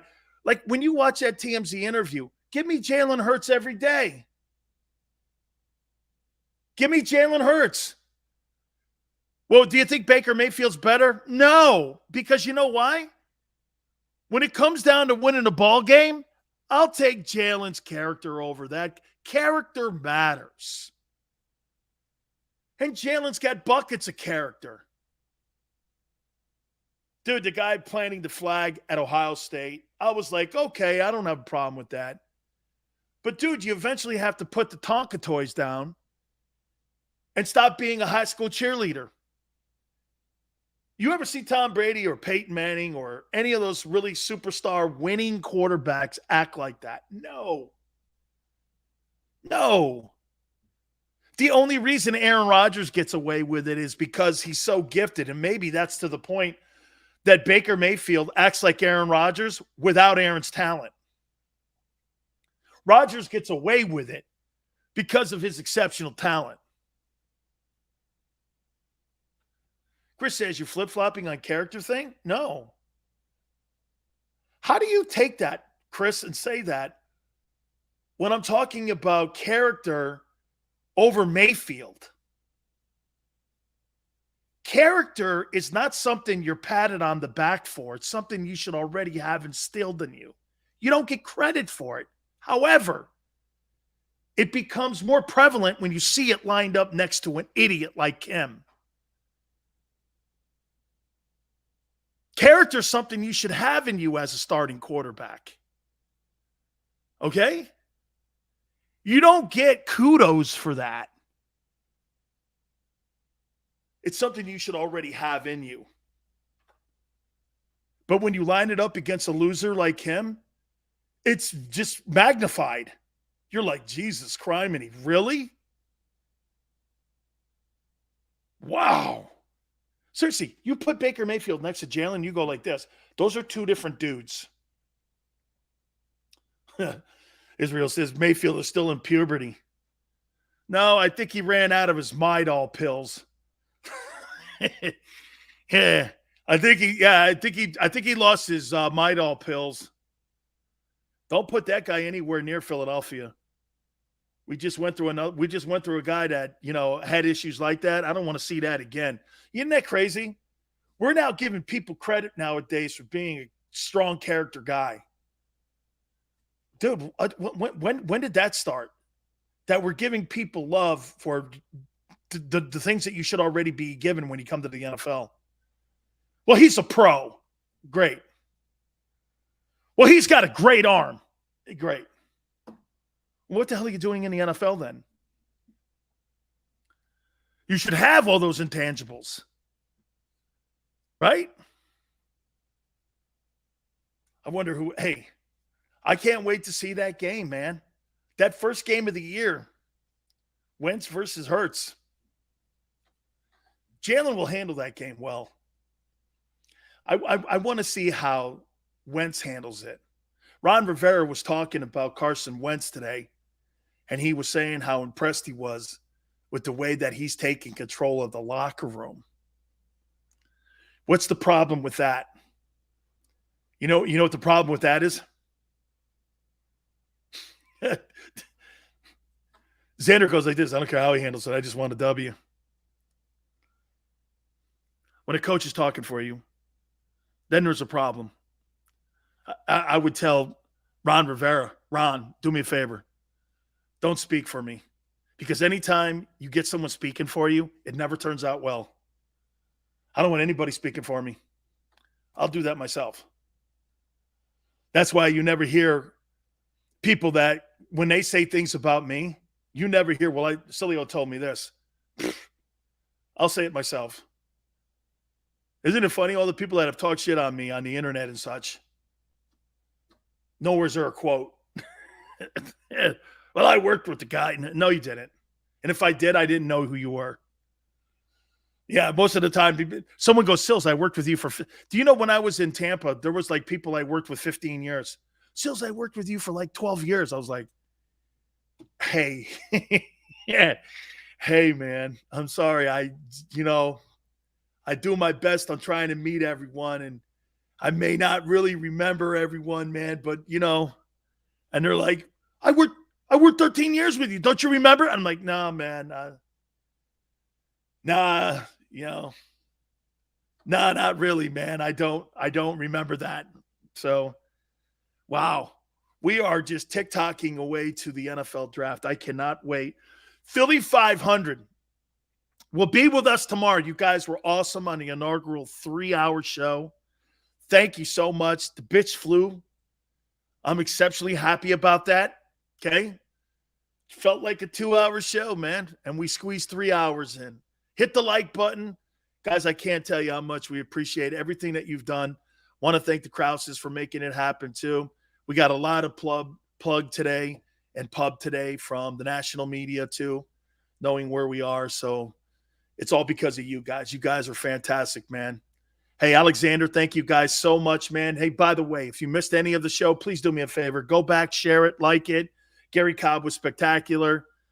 He made me a little bit depressed, okay? But I think he's right. Till tomorrow, 3 to 6 Eastern time. I really appreciate everybody. See you on the flip side.